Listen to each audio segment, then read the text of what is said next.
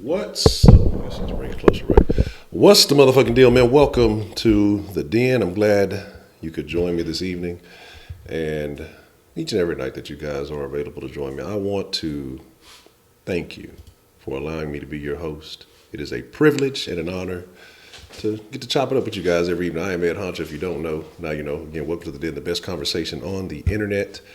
If you want to follow the Den on all the proper social medias, you can go to facebook.com/DenShowLive, Twitter and Instagram @DenShowLive, different platforms, same name, easy to remember. If you want to follow my personal socials, Twitter and Instagram @EdHonchoHTX, again, different platforms, same name. You got a little wannabe, come on. A little dusty mutt had decided to get his ass in the picture, so I know y'all are asking about him. Some of y'all claim he's dead, some of y'all claim he's a clone. But the real Scotty is joining us temporarily. He said, "Don't lick me, nigga. Hey, chill out, nigga." If you ever want to contact the Den, 833-284-3336. Again, 833, the number 2. The Den is the easiest way to remember it. Or you can go to denshowlive@gmail. Send an email, send a voicemail. Hey, however you got to send it, get it to your boy. Or if you want to tell a friend about the Den, tell them to go to thedenshow.com. Or you can tell them to go to thedenshow.com/live if they want to catch the show live, as in like right now, as we are speaking. Shout out to everybody who's been showing love to the Den and been supporting us as we continue on this journey. If you want to donate to the Den, you go to streamlabs.com/thedenshow, and you can share there. I know people have asked about the super chats and things like that, but I have those cut off until we reach the goal. And if you want to become a monthly supporter, I strongly advise you consider it. As I said, I'm going to start doing some different things with the page. Scotty, you're going to get off the mic. Nobody talking to you. They don't come to the Den for you, Scotty. Well, some people might. I don't know. They come to check, see if you're all right.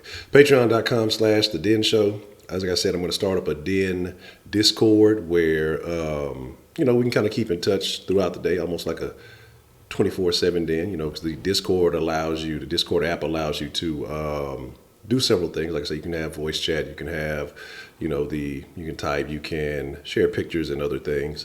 So I think that'll be a pretty cool thing once that gets going at the beginning of the month. So consider, hey, at the beginning of the month, I think that's going to be like the $5 monthly tier. So consider, getting in on some of that action. But I want to thank all of y'all again for joining me this evening. But the Den Show is made possible due to viewers like you and some old PBS shit, but I appreciate y'all. Let's see what we have joining us this evening, and then we're going to get to some conversation. I see Jason S., Culture to Anubis, V. Darko, what's the motherfucking deal? Beyond the Funny, the Kahau MC, Miss Thang, what's the motherfucking deal? Rashida Reed, how you doing, Miss Rashida? Wise, what's the motherfucking deal? Prepaid, what's the motherfucking deal? Prepaid. And Sweet Berry, how you doing this evening?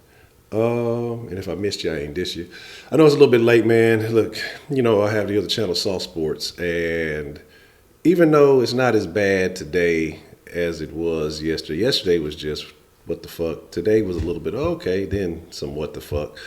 So I guess it kind of, it is what it is. I ain't finna talk about the draft tomorrow. Fuck the draft tomorrow. We just gonna play it how it go, and then we'll be on time and all that good stuff. So. Let's see. The dog is terrible. He's nosy and he's all in here for the attention. Let me see. All right. So let's talk about it, right? Let's talk about it. Scotty, ain't nobody talking about you. So, that dude was out there throwing darts. I don't know what kind of picks he was making. I don't know why they thought this, again, but, people get mad at me. They say I'm not a Texans fan because I don't drink all the Kool-Aid. It is what it is. They ain't put enough, I don't know, maybe they got too much sugar in it. Maybe they ain't put enough sugar in it. It just is what it is. Scotty, the desk is for cats. You're not a cat, man. Look at this nigga. This nigga really trying to slap the mic. Like, what are you doing, Scotty? Again, what? I don't want to talk to you right now. I'm busy. You want to go outside? You're going to have to wait. Okay. So again, like I said, just kind of, like I said, I didn't really have too much of a plan because I didn't know how long the draft would end up taking. And so, now this nigga going to get his ass up here and just really lay down. So I didn't really have much plan. It's just like I said, kind of like we did last night. Just kind of chop it up a little bit, man. Whatever's on your mind, whatever's clever, whatever you guys have heard out there in those internet streets. What's been going on. I'm still laughing. Man, I watched that video again with the damn preacher body slamming that chick. That shit with the German suplex or whatever the fuck it was. That shit was hilarious. Like. And it just makes you crazy. Some of the shenanigans that go on in some of these churches and stuff, man, that people allow to get away. Miss V had called in last night. She mentioned something. We really didn't expand on it too much, but I was thinking about that too. And she was saying about the preacher kissing on, I think, the 16-year-old girl and talking about he's sucking the demons out. It's a lot of crazy shit that goes, especially in Africa. What's really going on? It was in Madison? My old lady was telling me about that. It was in Madison where they was talking about the parents can't be coming in leggings and wearing bonnets and shit like that. Y'all already know what's going on with that. And the thing about that is, I'm glad you brought that up. The thing about that is, sometimes I wonder, right? Sometimes, hey, don't say nothing about Endgame. I hear everybody talking about it. We ain't talking about Endgame, make you cry. I think we're going to go check it out tomorrow, so y'all just leave it be. But the thing is, if the parents are dressing like that for professional occasions, this is why niggas don't know how to go appropriately dressed to job interviews, to court, to anything that is business minded, to any kind of professionalism, is because if your parents ain't taking it seriously when they go to the school to address you, Scotty, you really gonna back that ass up into the stream, huh?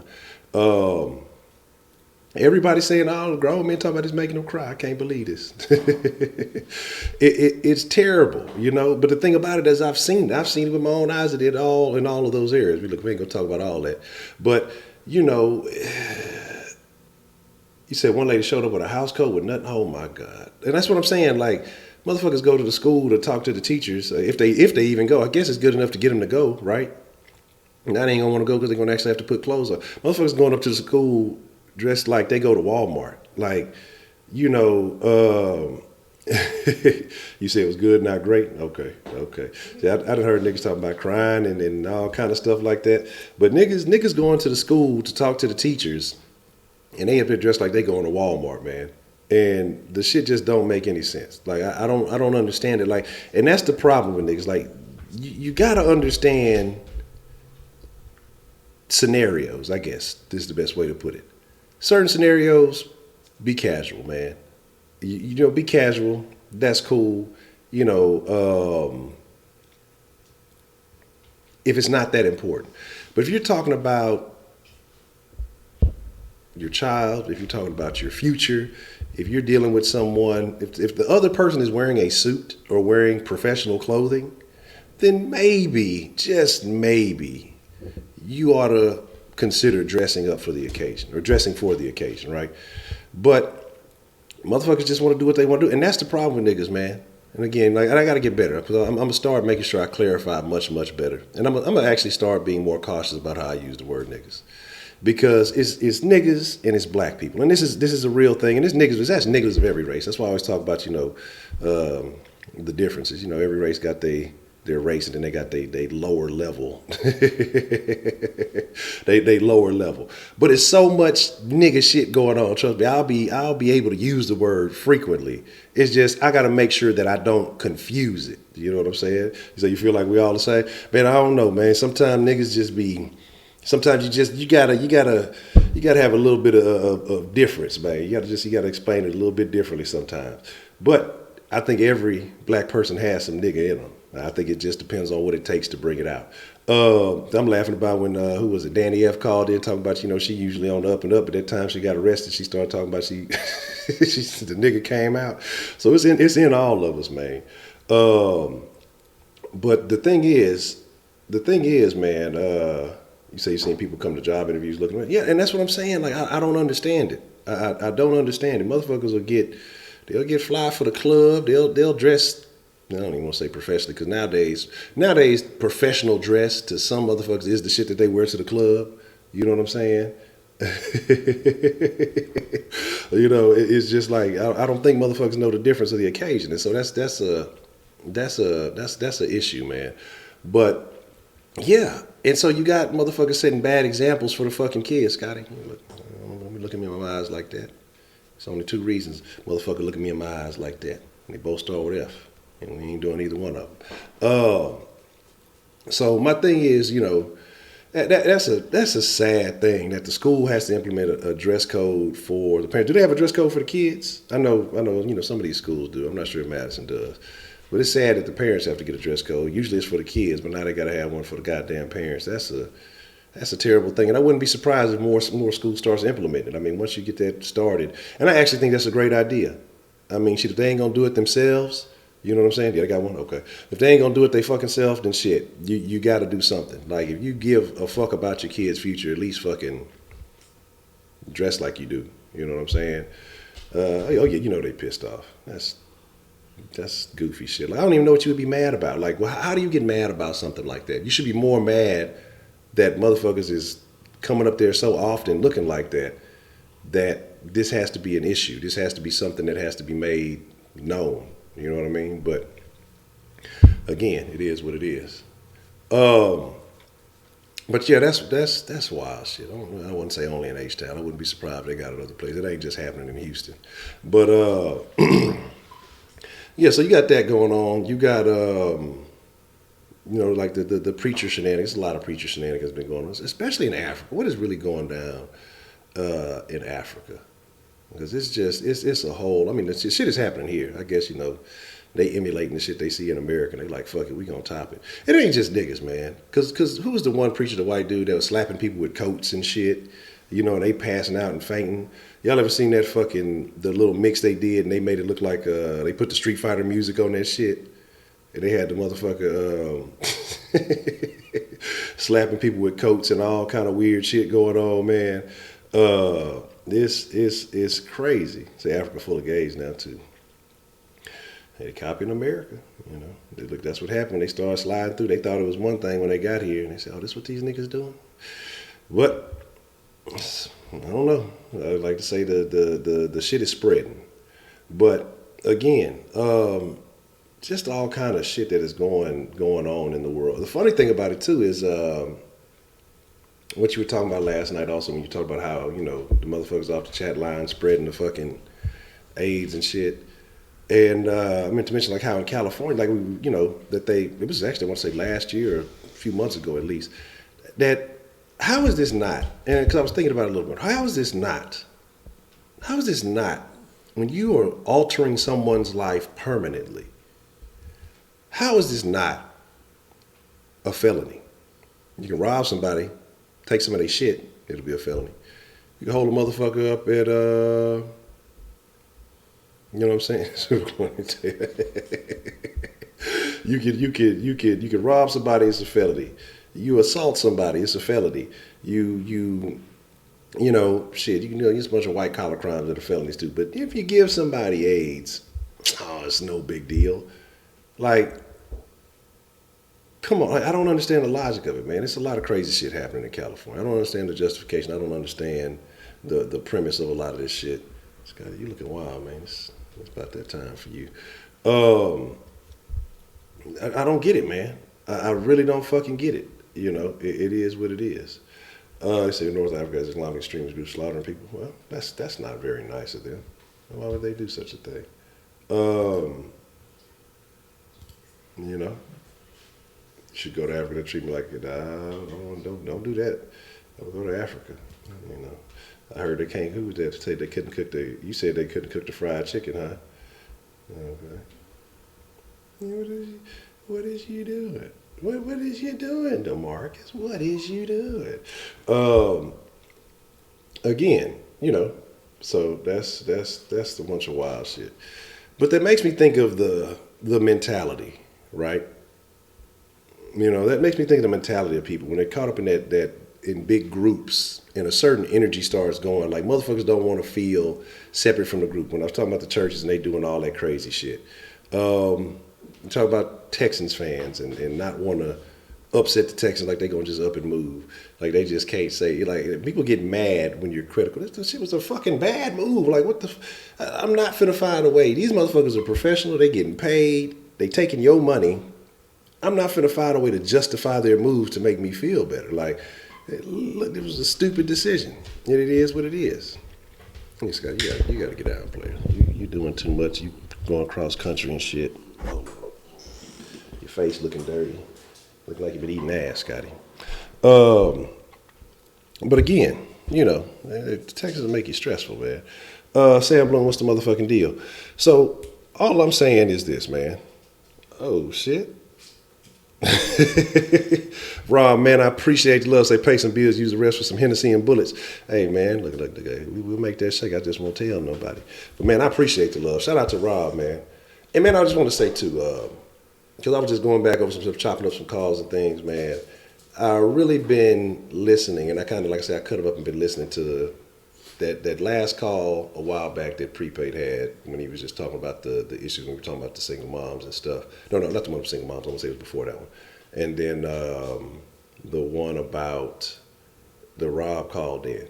And like I said, even though I do agree, I disagree with the Nipsey part of it. And again, everybody's entitled to their own spec. Maybe I see things differently. But the whole premise of that conversation was a great conversation. He said some great things. When he's talking about standards are a motherfucker. That shit we just talking about in Madison, that's standards right there.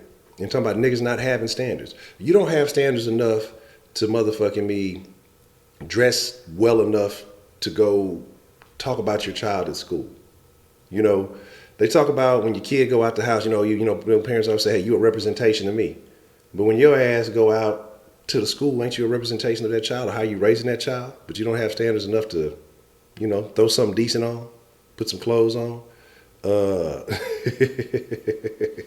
in the same boat, man. Scotty Jack, look, you have to wait. You have to wait your turn, player. You got to wait your turn. Not right now. No, you're doing too much.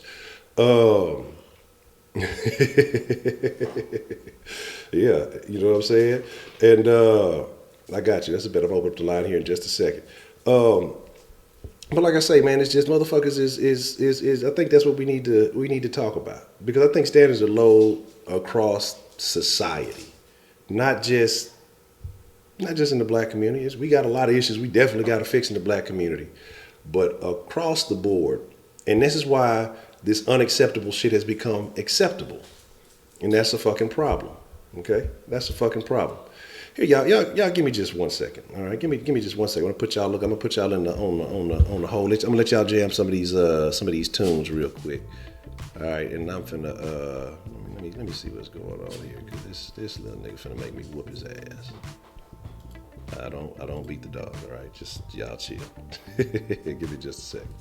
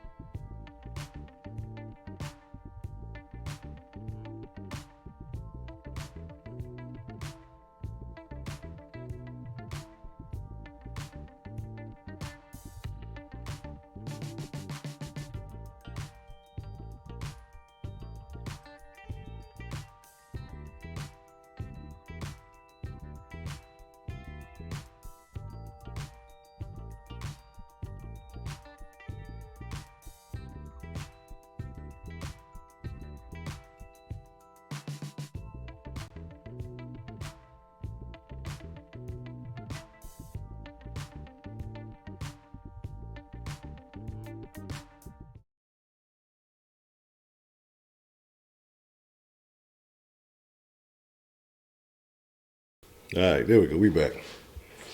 Goddamn dog. I'm gonna take off running and shit. Don't want to follow protocol. I don't want to hear what them niggas ain't shit. Them motherfuckers can sell me about this motherfucking draft already. But again, appreciate the love, Rob. Lady Licious D Love, what's the motherfucking deal? Marie Lovely, what's the motherfucking deal? Need the fried fish. Where you get some fried fish from, man? You know, shoot your boy a plate. Nah, but but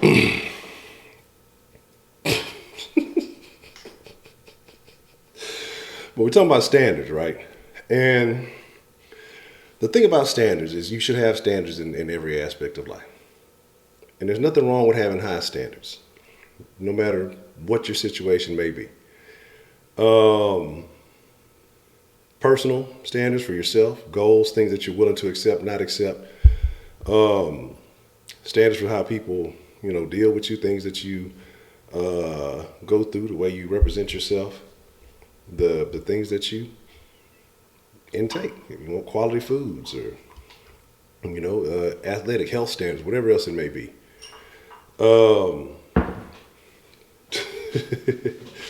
A lot of stuff.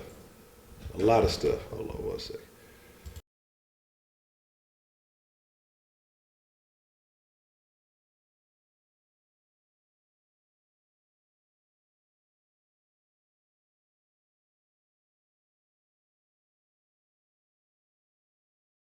All right, let me switch the mic up here.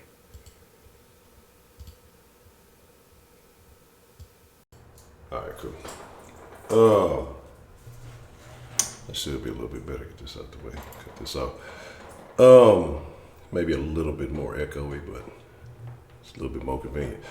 So, but yeah, like I said, I was talking about those calls, man, and the when we were talking about you know, Mike had the call about talking about, you know, systematic oppression and all that other shit that goes on that we use.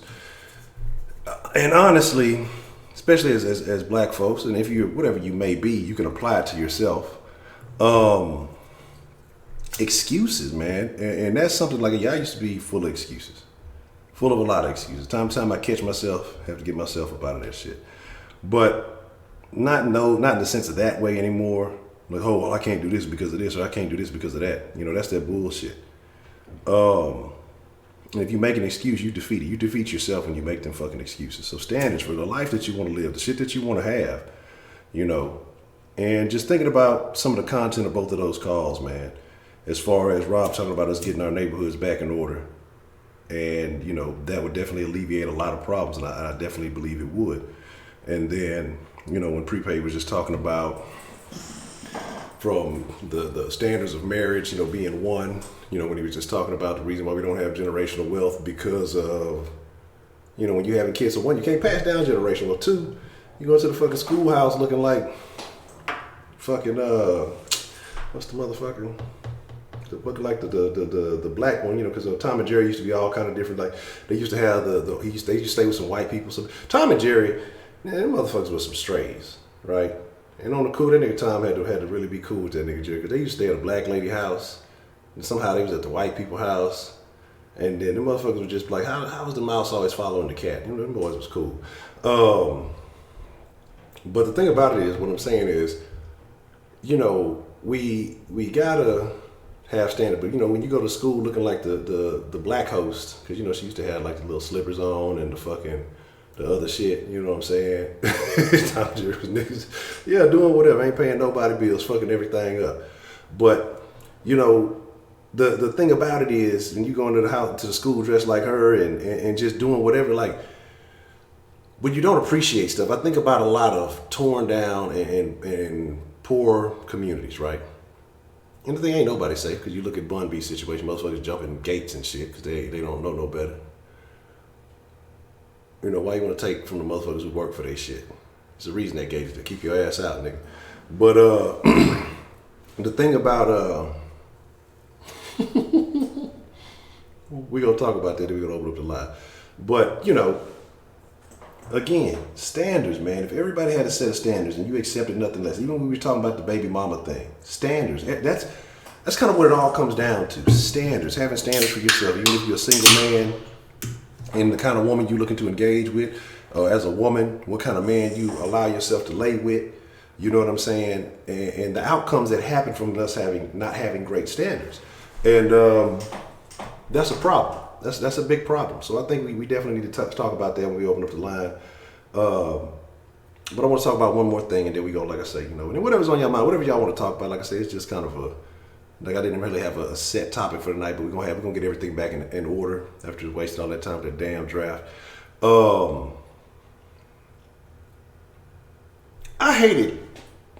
always hated the cartoons where there was like a motherfucker had to chase somebody. Right? You had Tom and Jerry. Tom always chasing after Jerry, but Jerry used to be fucking with that nigga on the cool. Like Tom used to be kind of cool, and sometimes he had a nice little situation going. He was just house cat. He ain't have to do too much. And here come this whole ass nigga Jerry fucking with shit, stealing cheese, all in the refrigerator and shit. Fucking with that nigga while he trying to take a nap. Then he want to go snitch to the dog and set him up. Or Wile E. Coyote and the Roadrunner. I used to hate the motherfucking Roadrunner. Well, it's like, even though the Roadrunner, I don't guess he ever really did anything to the Coyote. Coyote was just kind of plotting on that nigga. But that shit used to piss me off. And it was another one. It was another set of characters who used to always chase each other. I can't think of the other one. Who was the other one, man? Who was the other one? It was another one. But yeah, those things used to like kill me. And it's like, as a kid, cartoons, right? Nowadays, these fucking cartoons are like fucking soap operas. These motherfuckers be having whole problems and shit going on, This shit wasn't like Biker Mice from Mars and all that shit. How many of y'all niggas, I'm gonna take y'all to some throwback shit niggas don't talk about that much. How many of y'all niggas used to fuck with gargoyles back in the day? Y'all don't know nothing about gargoyles. Last night we got to talk about restaurants and then food and shit. So we gonna have another, because last night we didn't finish talking about best Mexican food restaurant and all that other stuff. We'll get into all that. Like I said, we're gonna have a nice little conversation. We'll be kind of lighthearted, but we're gonna talk about some serious shit too, because it's always very important to discuss serious shit. Who was it? Desdemona? Was that her name? I forgot her buddy name. Pepe Le Pew. Yeah, that nigga got a record now. That nigga labeled a sexist for that nigga. Chris Hansen ran up on that nigga. But here's the deal. Let me open up the line, man. Whatever's on your mind, whatever y'all want to speak on, man. Hey, I'm willing to hear it. I want to hear your calls. I want to know what's on your mind. Whatever it may be. Let's chop it up, den line. The den, denizens, den folk, friends in the den, whatever it may be, however you identify. It's all fly. Get this other notebook out of here. Texans sports notebook. Then I need to see what's shaking with that game. Let's see. What's the motherfucking deal, man? Who we got calling in to the den this evening? It's your motherfucking boy, Prepaid. Man, Prepaid, what's the motherfucking deal, man? What's on your mind tonight? Well, I'm full of this Angels envy, so y'all got to bear with me a little bit. I like to have a little taste. And this is the thing. See, when I got an Angels envy, that's why I said the Texan GM is he a wino, he a drunk, because he drafted a team how I would have drafted, because I'm full of that shit. I think the nigga had it. I think he put the players on the wheel and just spent the wheel, and whatever he wanted touched on, that's what we rolling with. Fuck it. Exactly. Because I don't know. There was no logic in that draft. The second round was okay, but just the options that you had available and just decided not to fuck with. Like you had to deliberately just get away from that. That's a reasonable decision. I'm not gonna make it. Like yeah. I don't know what was going on, but yeah, that's it. You needed a safety. Warren Thornhill from Virginia was right there. Yep. My nigga said, "Fuck all that. I'm taking the guard. If y'all gonna fire me, go ahead and do it. I want my severance package tonight, bitch." That nigga ain't I want to be paid in full. That nigga did but yeah, Honcho, man, I want to talk about standards, bro. And for any of y'all who not familiar with the situation with the dress code for the parents, this happened in Madison High School. If y'all not familiar with the area in Houston, the school I believe is like 50% Hispanic, like 48% black. So this is literally our people. This is why I call them, these is all niggas. This is us. Yeah. Black and Hispanic, we in it together. So y'all ride with me on this shit. And when the news broke, so many of my colleagues, so many of my classmates and shit were offended by it, because the first thing they said was it's racism. Now, they don't know the area. I knew already what it was, but I let them get their rocks off because that's the default. And the first thing, it was racism, and it was classism. Then they said it was oppression to the parents. And I'm just sitting back like, bro, let me tell y'all something, bro. I was taught this as a kid. You dress for the job that you want, not for the job that you have. In every situation. It don't matter. Listen, you work at Burger King, my nigga, pull your motherfucking pants, tuck in your shirt, because one day you could end up being a manager. You could end up being district manager. Before you know, you could end up owning this motherfucker. And if more people put that standard down, we wouldn't have this problem. Now, some of y'all ain't got kids, and I understand, you know what I'm saying? You just kind of looking at it from a distance. I got kids. Ain't no motherfucker when I'm picking up my kids with a wife beater on, some hooping shorts, some slides, and a do-rag on my head. Now, every nigga I know dresses at the crib. I don't leave the house like that to pick up my kids. You know what I'm saying? The principal said that she's been having a problem with the parents smell like marijuana. The kids are starting to smell like marijuana when they come to school. They know the kids ain't smoking it, but it's the parents. Yeah. Ain't nothing wrong with burning one, my nigga. I understand. I get that. You can't do that on the way to school, no, with your kids in the car, man. Mm. Yeah. It's a standard. And for black and Hispanic people, bro, I can't speak for Hispanic because I'm not Hispanic, but I can talk about black people. So this is where I know that y'all are kids having kids. See, because my grandmother taught me the rules of life. Not my grandfather, not my dad, my grandmother. She said, son, a black man needs three things. You need a haircut, you need to have a decent watch on your wrist, you need to have clean tennis shoes on your feet at all times. Now, my grandmother was extremely poor growing up. You know what I'm saying? She didn't have a lot of shit, but everything she owned was always clean. Her clothes was never wrinkled, so my clothes was never wrinkled. It's a standard. Black people have not always had a lot of money. We have it. It's the truth. We've always had a lot of pride in ourselves. What happened to the pride in us? People coming up to the school picking their kids with a house coat on when they wonder it. Ain't nobody that motherfucking fine, man. Put some clothes up on that shit. Nobody want to see that shit. Yeah. You know what I'm saying? And that's the things that bother me, bro, because I'm going to tell y'all something, I don't care if you like it or not. The same people, parents, who don't give a fuck about how they look when they pick up their kids, or the same people, kids go to court and they look like any fucking thing. Yeah. Yeah. It all flow together. It all flow together. It don't matter if you come from the worst situation. How you carry yourself, how you present yourself, bro, it can literally change your life. Yeah. When you go in front of a judge, that judge has your life in their hand, whether you like it or not. Motherfucker tell you pull your pants up one too many times, you not going home today. I promise you. There's going to be a lot of bond revoke going on in here. And I just feel like, man, us as a people, we just got to get back to that. Yeah. I'm not telling you got to have the nicest clothes.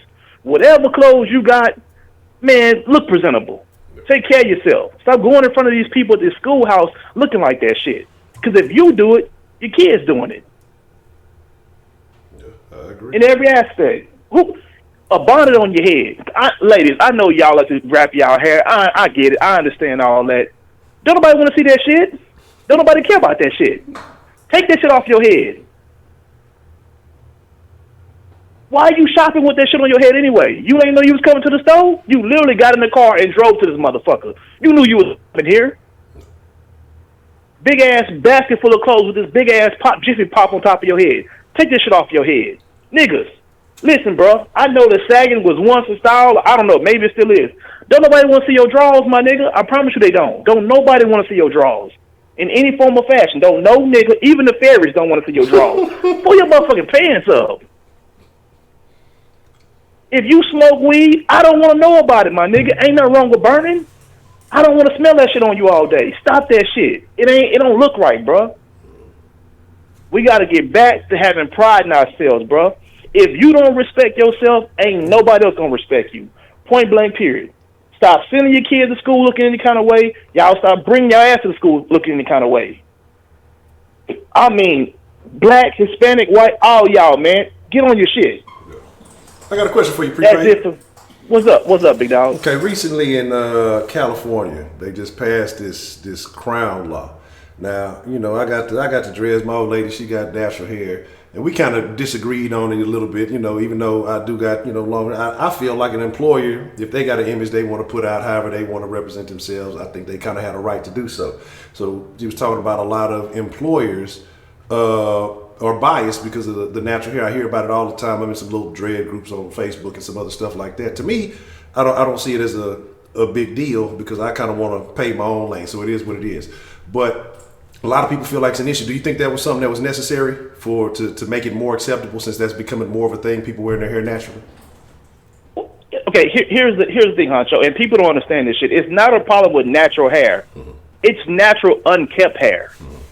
It's to the point to where a person has dreads, right? Like, your dreads are always done. We've never seen you at your dreads being done. Mm-hmm. But you got motherfuckers who've been having the same dread. Okay, prime example. Box braids, okay? Women with box braids, which is considered a natural protective style. You get what I'm saying? Yeah.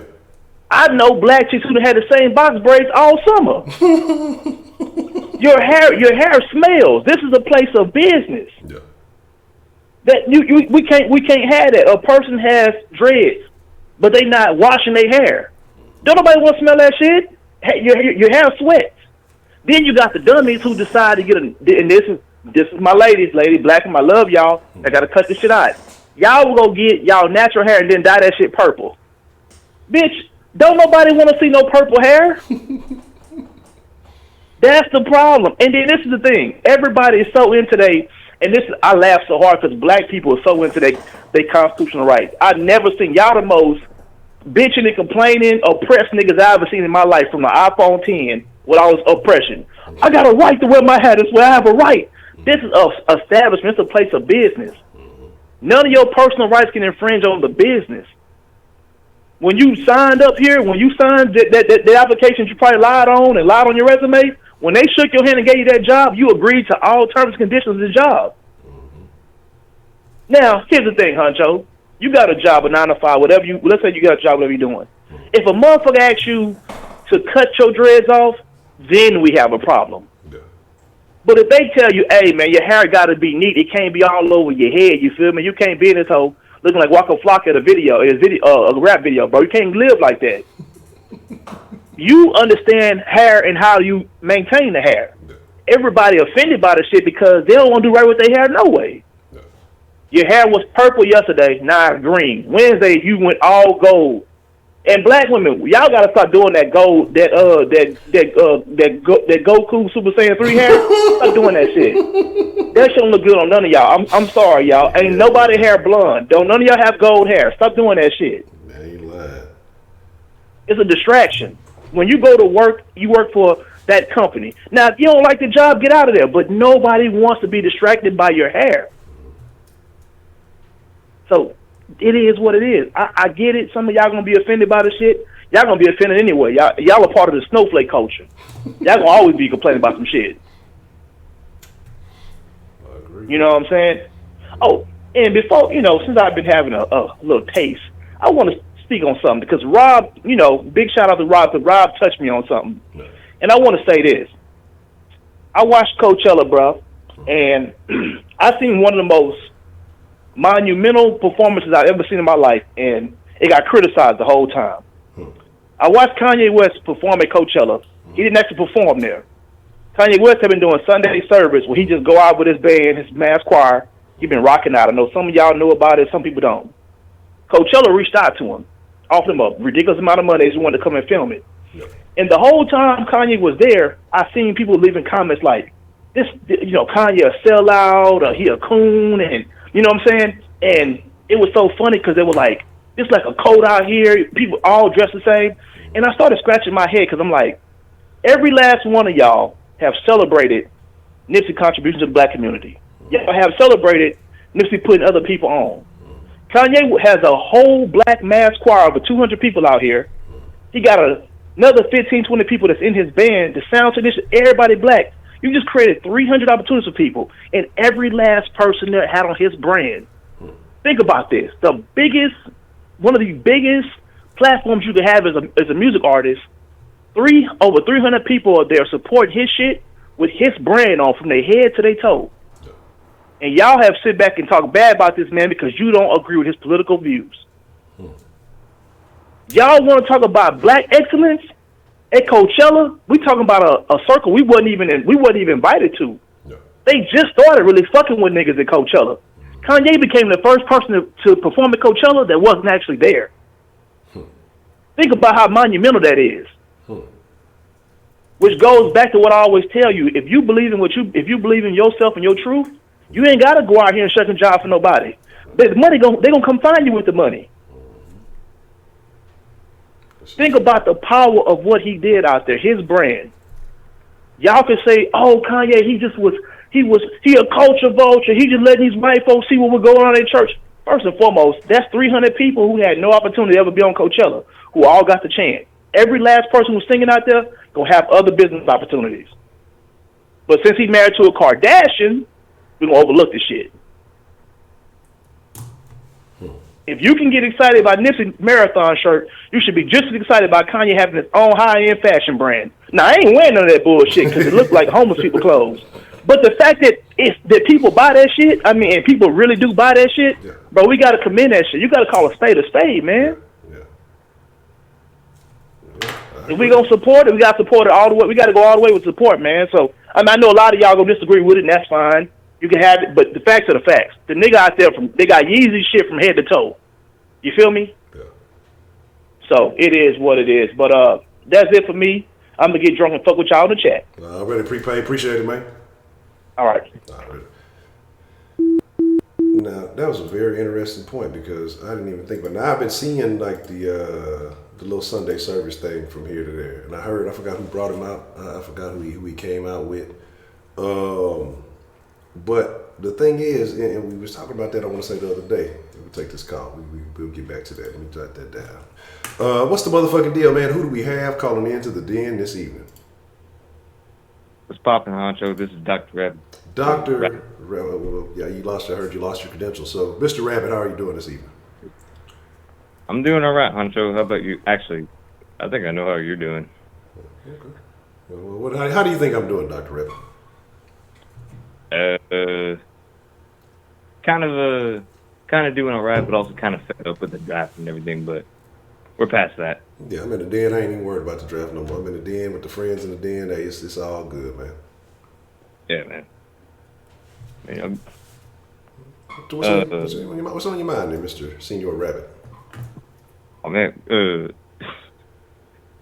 Talking about the cartoons, looking Tom and Jerry.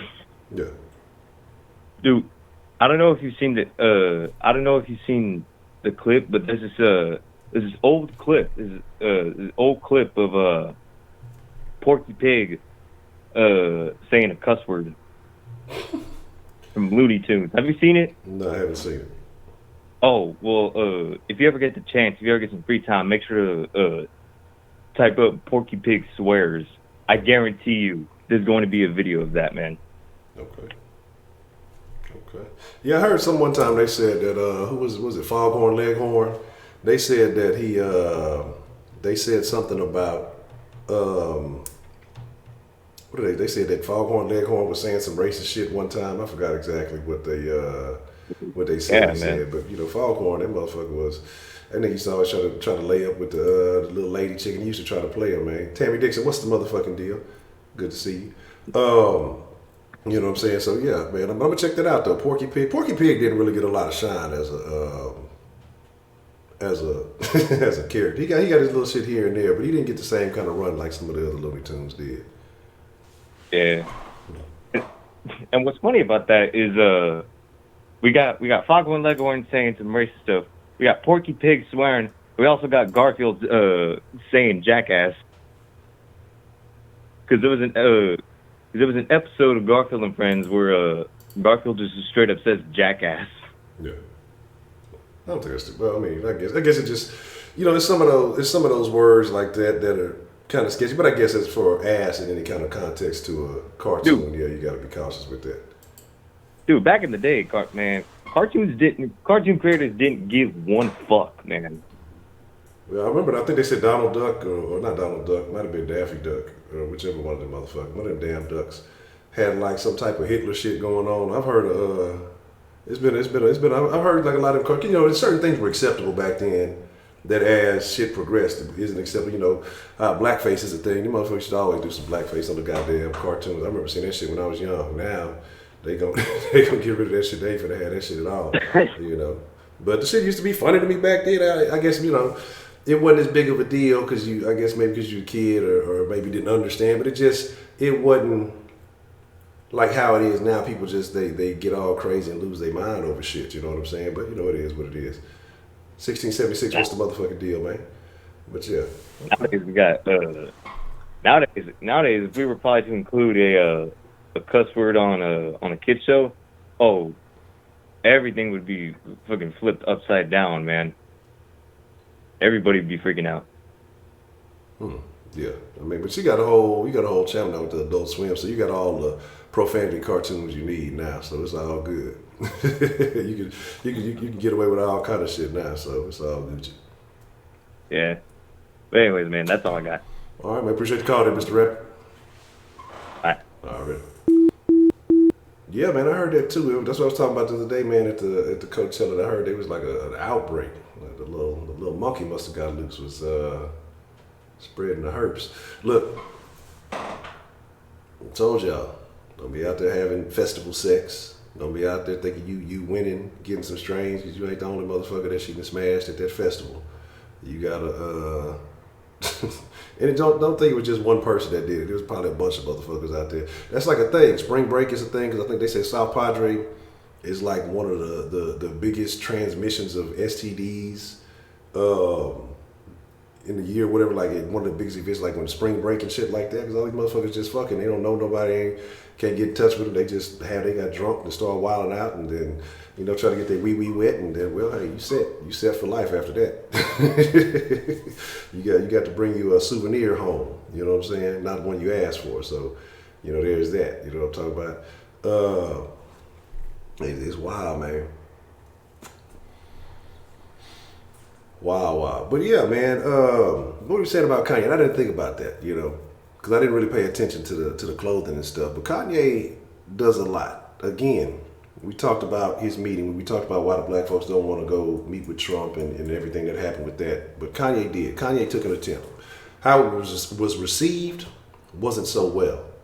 But Kanye, in his own belief, in his own way, he went and did what he thought was necessary to try to get some shit shaken. Because when he went, if you watched it, most people didn't watch it. They just saw Kanye and Trump in the same room. They just saw the clip that they showed on, CNN or whatever, talking about the hat or whatever else. Now, look, I'm going to be real with you. There were some things, the way he presented something, I'm just like, that might not have been the way I would have said it. But if it's the truth for you, then it is what it is. But his goal was out there trying to get, jobs to come to fucking Chicago. He was trying to bring manufacturing back to Chicago. He said a whole bunch of stuff, you know what I'm saying? And I respect that. As opposed to, nah, we just not gonna fuck with you because Jay-Z told us not to fuck with you. And then here comes Super T.I. Yeah, Kanye, man. And this is what I'm saying. T.I.'s such a motherfucking gangster, right? It's a code to this shit, right? Why the fuck this motherfucker, the first thing he do is go to social media? You know what I'm saying? Like, the first thing he do is go to social media and vent his frustration with these other men when he got their fucking phone numbers. You know what I'm saying? Like, when he got their phone numbers, he done songs and music with all these motherfuckers, and he just decides, no, I'm going to put this out there in the media. You know what I'm saying? Like, I seen a little video of him trying to tell a nigga about the because I guess he's wearing Versace or Gucci or something. Just tell him he ain't wearing. Like, nigga, shut the fuck up. I don't like to be able to, like, how was that told, LeBron and just shut up and dribble. I'd have to tell that nigga T.I., man, shut up and rap, nigga. Like, I don't want to hear your takes on shit. I don't want to hear your opinion on that, T.I. What's the motherfucking deal, man? Who we got calling into the den this evening? Hey, man, it's prepaid again. I'm pissed off. I just thought about something. Already, what you got, babe? Hey, man, T.I. is the worst type of nigga. Whoever is telling T.I. he a OG, y'all need to go ahead and stop that shit. Cancel this nigga like y'all do everybody else. Tell this nigga you ain't no OG. A OG move differently, bro. We grew up around OGs. OGs told you the game. Mm-hmm. Don't no OG see a young nigga fucking up and then address him on social media. Right. Period. It don't happen that way. What Kodak was trying to say was he won't Lauren London since, you know what I'm saying, if she ain't got no man in her life. We get what he was trying to say. Yeah. Kodak grew up idolizing a chick like Lauren London. You know, he know he ain't got no chance with that bitch. Yeah. Look at that nigga. I got a better chance before he got a chance. And I'm married with kids. No, she don't want my kids, and she already got kids. But Kodak knew this already. Y'all, T.I. is a 40-year-old clout chaser, bro. And I lost all respect for him. Because the nigga that made, you know what I'm saying, 24s, bro, that's how all my pop, that shit changed my life. Yeah. I don't know what happened to that nigga, man. I don't know what happened to that nigga. You up here doing all this shit for a show, man. If you know a nigga who know a nigga who know a nigga who know Kodak, you call that nigga. You call his big homie, get the nigga on the phone. Because if you'd have went about it the right way, Kodak would have been took that shit down. Y'all watch out for these niggas, these fake OG niggas. Y'all ain't want to be nobody OG till his music wasn't selling. Now all of a sudden we doing 6-month Gucci boycotts. Nigga, sit your ass down. You got all that fucking Gucci in your house. You talking about doing a 6-month boycott? What the fuck is that gonna do? And for all y'all who was offended, and I forgot to call in that night, whatever I had something going on or whatever the case may be. Let me put y'all on game about something with that whole Gucci boycott. If you buy high-end brands, Gucci, Louis Vuitton, by the time we see the shit, all the celebrities have already seen that shit, y'all. They buy designer shit in season. So, for example, that blackface sweater that was for the winter. That's for the winter season, okay? T.I. and them had already got that magazine at their house, and they got the emails on that shit way back in the summer. That's why when they come out the house, they have one exclusive Gucci shit. So when regular ass niggas like us who was all mad about the shit, well, y'all, because I didn't give a fuck about that shit.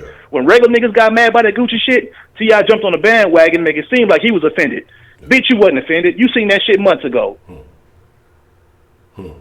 That just come to show you how a fraud and weak nigga move.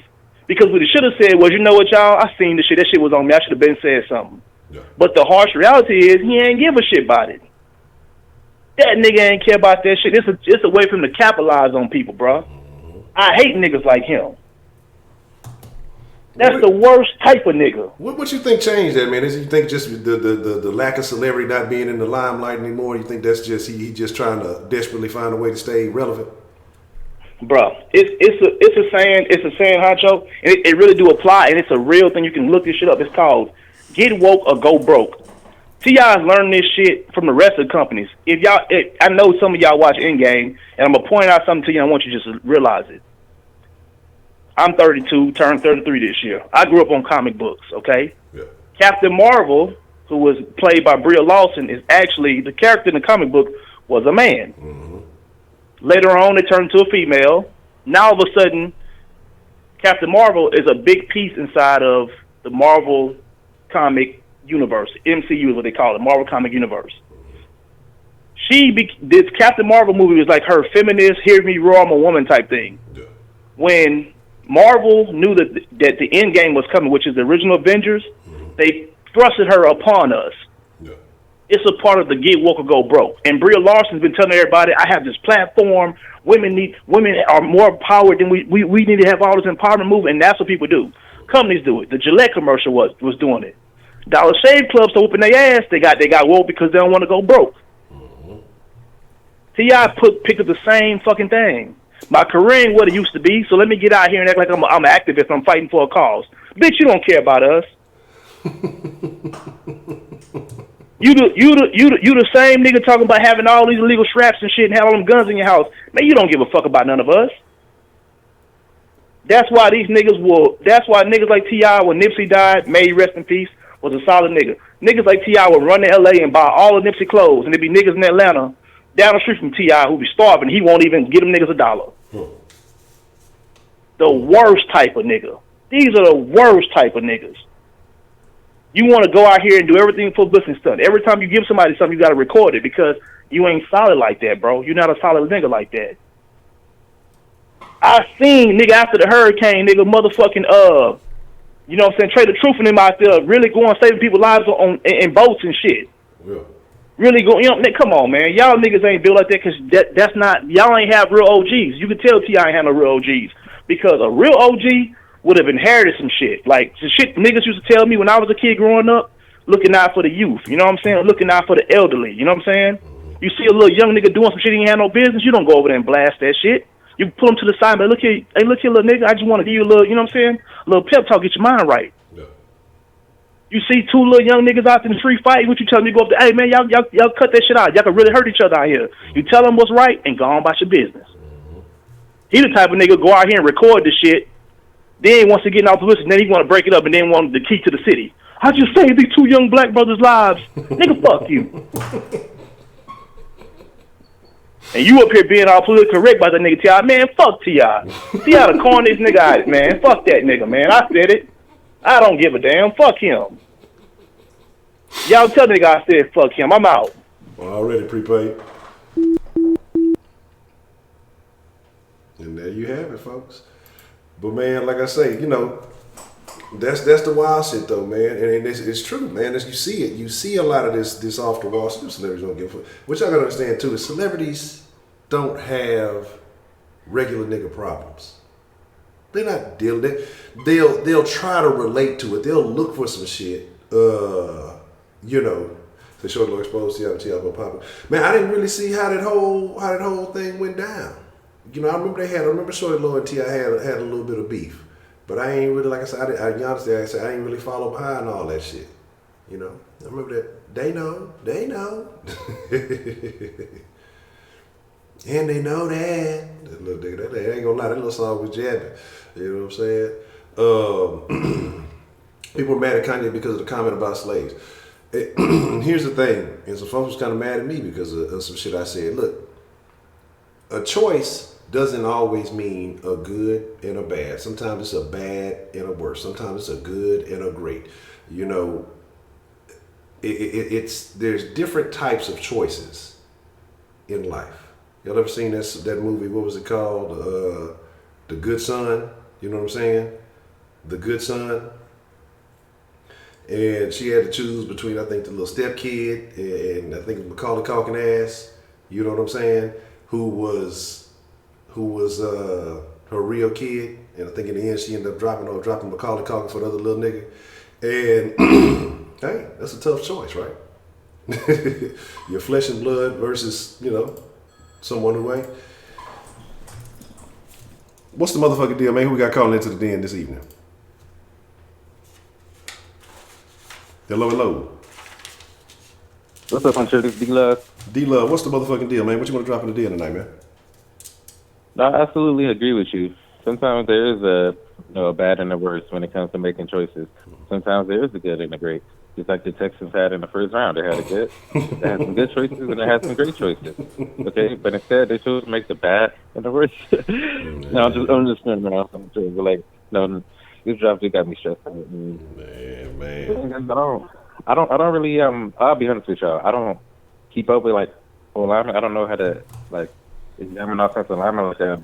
So it's like when I hear the show like I'm disappointed, then it makes me disappointed because I realize I'm a credible source. I do like the cornerback that we got in the second round. Yeah. I actually like that pick, but the first round. Man, look, But nah, I mean, if you don't want to talk about the second, hello? Say it again? Yeah, no, I was just saying, like, here's my deal with the dude in the first round. You know, everybody going off of potential. You know, they all sipping the Kool-Aid, you know, because nobody was mentioning this nigga name. Nobody talked about this dude. But as soon as the pick happened, everybody was like, who and what the fuck? But then as soon as all the Texans experts start saying, well, yeah, everybody who gets paid by the Texans, everybody whose job is determined by the Texans. You know what I'm saying? Can you hear me? No, I hear you. I hear what you're saying, but yeah, you realize that I looked on Google today, and then I saw the Texans tweet out. The Texans Twitter page tweet out that what's his name? I keep forgetting his name. The Howard. Yeah, Howard. That he didn't know what position he was going to play.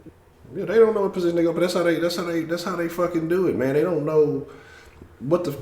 Well, he's versatile. That's all they look for. Versatility. He can play. You know, we can put him somewhere. He's got to be able to fit somewhere. And all I'm saying is, I'm not saying that the dude doesn't have upside.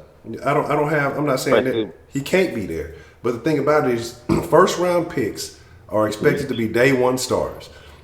you going and getting a guy, we talk about quality of competition is a thing.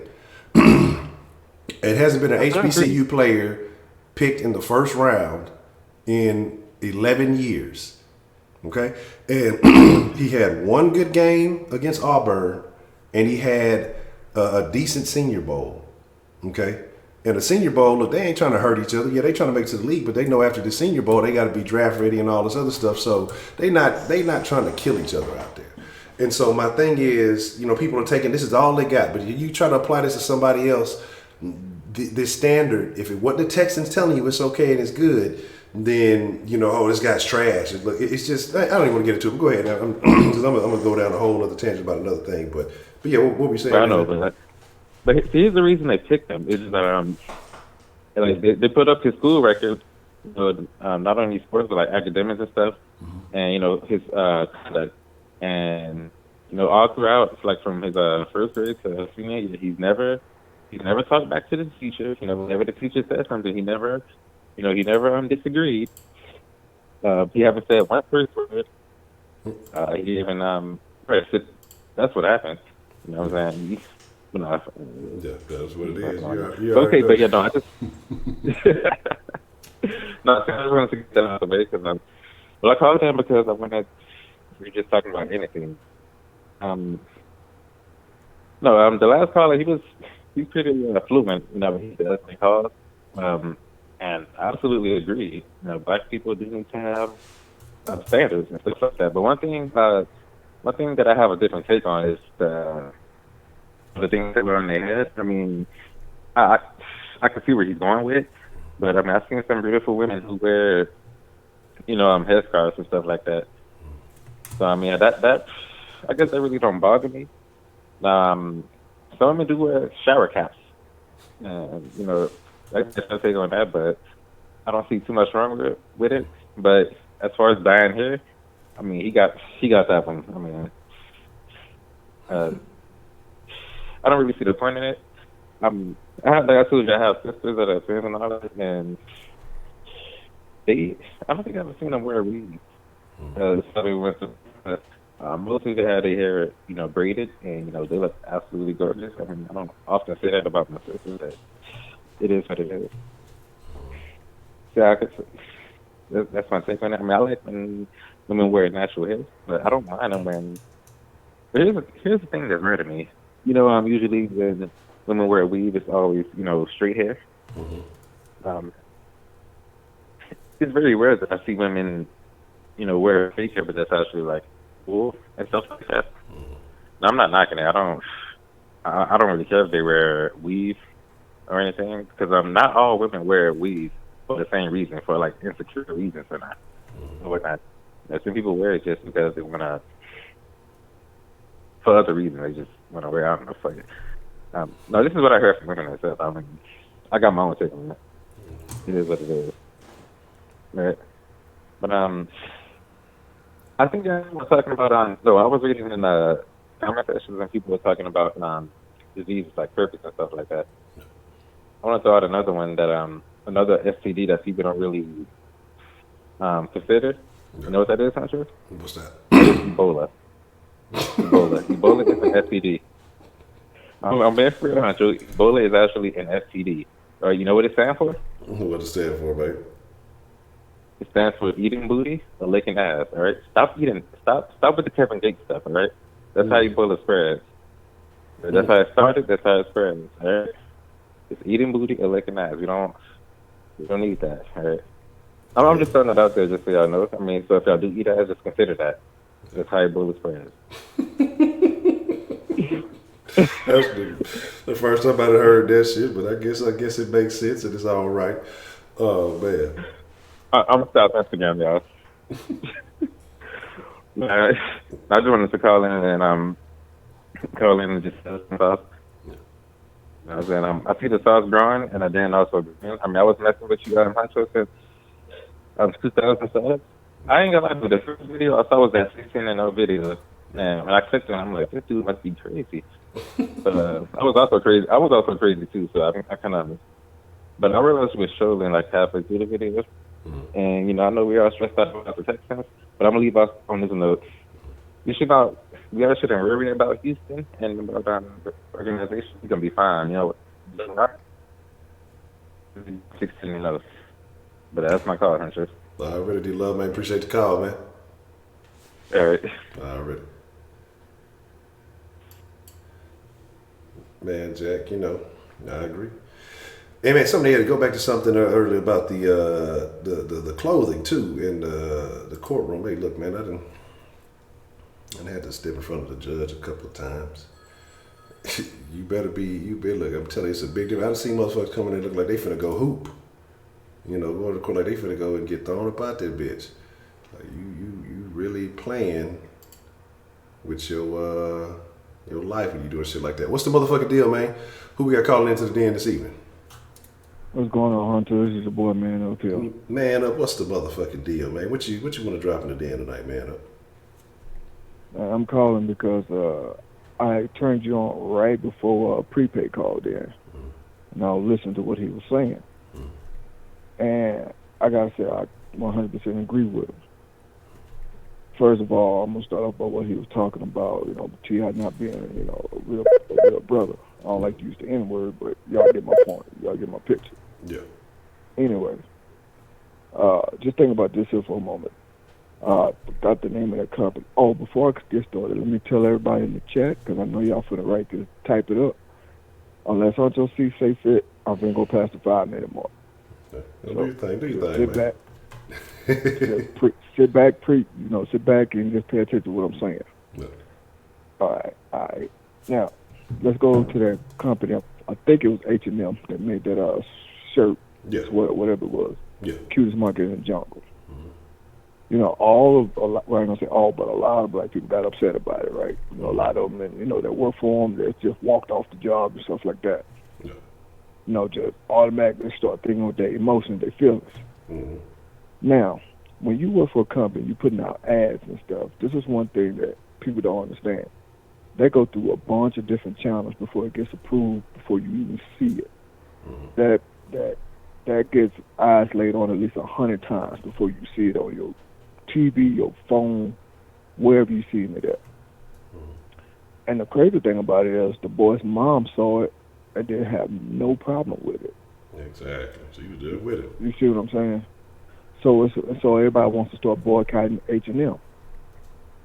Now, you do what you do. I'm not telling nobody what to do or what not to do. But my whole point of saying all that is, think before you react.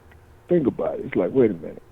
It ain't like, you know what I'm saying, you on a job, I say, okay, I'm finna present an ad and I'm just gonna put it out there. No, they gotta go to my boss, they gotta go to their boss, on and on, before, you know what I'm saying, before you see that commercial, before you see that in your magazine, on the internet, wherever you see it, you know what I'm saying. So when someone does something, like these companies put out these advertisement ads, they go through a bunch of different channels before we see it. So when that little boy mama saw it, she didn't get upset. So why would you get upset? You see what I'm saying? And kind of going back to what Prepay was talking about with T.I., I agree. If somebody wants to spend their money on something that whether you feel like it's fraud or whatever, or you feel like it's, I don't know, whatever you might feel about it, that's their business. Who are you to tell someone what not to do with their money, their hard-earned money? You know what I'm saying? With their free time, or eat what they want to eat, watch what they want to watch, whatever. You know what I'm saying? It's your business. Like, for example, I love wrestling. Well, I used to. I don't anymore, but back when I used to watch it, a lot of people used to come out, oh, man, how can you watch this? This stuff is fake. It's fake. It's fake. I'm like, okay, that's what you think. That's your business. I'm going to continue to watch it because that's what I like. Because at the end of the day, I just see it as entertainment because that's all it is entertainment. You know what I'm saying? Just like we think a lot of the sports that we watch is fake. Yeah. But we watch it because it's entertainment. Anyway, I'm kind of getting off topic, but I'm just saying, you can't sit here and tell somebody what to do just because you feel a certain way. Just like when Steve Harvey went to go meet the president. Now, I'm not going to lie, I didn't like it, but, you know, that's his business. Then I was just watching a thing about when he went to did that a few days ago. He was saying that how President Obama wanted him to go meet the president. President Obama wrote him a letter to go do it, and he decided to do it because Obama told him to. And then he said that him and Trump, Steve Harvey and Trump, had a script they were supposed to go by, excuse me. But then once the cameras came on, then that's when Trump went way off script and started saying some crazy stuff. So what we saw was Steve Harvey standing next to him while Trump was saying all this crazy nonsense. And that's what I'm saying. A lot of people just jumped to conclusions. And Steve Harvey even said it himself. If he knew what he was getting himself into, he would have never did it. Because after he did it, he said people was attacking him and his family and his kids after that. You see what I'm saying? Yeah. So what I'm saying is, before you start to do stuff, you need to either mind your own business, just be upset in your own right, in your own mind. Don't go all that far to tell somebody what to do or attacking people or stuff like that. You know what I'm saying? Because it's a lot of times, I ain't gonna lie, my wife would do something I don't agree with. It is what it is. And a lot of times I do stuff that she don't agree with. For example, y'all seen me before. I've got my goatee growing. Yeah. My wife called me a billy goat. She don't like it. Who cares? I'm still gonna do what I do. You see what I'm saying? So at the end of the day, all I'm saying is this here. When just because this person don't like something, that doesn't mean that T.I. doesn't like this or I don't like it. Forget that. Who cares? You know what I'm saying? I'm not trying to be him and he ain't trying to be me, so who cares? You know what I'm saying? He don't even know who I am. And like Prepaid said, shit, he go and support Nipsey Hussle. I'm not knocking that, don't get me wrong. So all y'all out there, don't twist my word. But he go out there, he support Nipsey Hussle, that's cool. But won't supposed to support the people that's, at his damn mall, at his stores or wherever, you know what I'm saying, they're supporting him. Won't even give a thank you or nothing, you know what I'm saying, at his restaurants and stuff. You see what I'm saying? So, but then you want to tell somebody else what to do, how to get mad, because Floyd Mayweather want to continue to buy in Gucci. Guess what? That's that man's business. A lot of people don't know this. But back in the day, if you ripped open a pair of Jordan shoes, it had the phrase in there, thank you for buying these, N-word. You see what I'm saying? A lot of people don't know that. I think that was like the Jordan 5, I think it was, that said that. Something like that. But anyway, because I had a pair and it was all, I had worn them out, so and I ripped them open and I saw that. And I showed it to my friend and I was like, whoa. So, but at the end of the day, and then like B. Darko just said, like when people burning Nikes, they Nike stuff, that was just so stupid. Yeah. You know what I'm saying? People actually go spend the money to buy it and then burn it. Yeah. It's like, that's crazy. That's crazy. I mean, that's your business. You do what you do. That's your money. But at the end of the day, don't sit and try to get mad at me because I got my own mind and I'm supporting what I want to support. Because at the end of the day, guess what? People who have Samsung phones, I can boycott you because Samsung creates a lot of nuclear weapons in I forgot the country they originated from, but you know what I'm saying, they create a lot of weapons there. But you know what I'm saying? So Korea, there we go. See what I'm saying? So it's a lot of things that these companies do that you don't know about. You know what I'm saying? That when you're spending your money on them, they're doing something that you might not like. But at the end of the day, it's still your choice to go and do whatever. And just because I don't like something, I'm not going to say, Honcho, you shouldn't wear a red shirt because you know the word red is bad for this and bad for that. You know, I don't use that example because I see you with a red shirt on, but you get my point. You see what I'm saying? So I just think when a lot of people sitting here saying these crazy stuff, and then people want to jump on board, it's like you don't have your own mindset to sit and do what you feel is best. You want to listen to what these celebrity superstars, whatever you want to call them, want to listen to what they're doing. And then at the end of the day, it's something else that Prepaid said that I agree with. When you want to sit here and do charity, I'm a little bit religious, and I'm not trying to throw it out on people, but it does say in the Bible that charity should be its own reward, which means if you go and give a homeless person a meal, you ain't got to broadcast it for everybody to know. It should be its own thing for your reward inside of you, not for everybody else to know about it. You see what I'm saying? So, excuse me.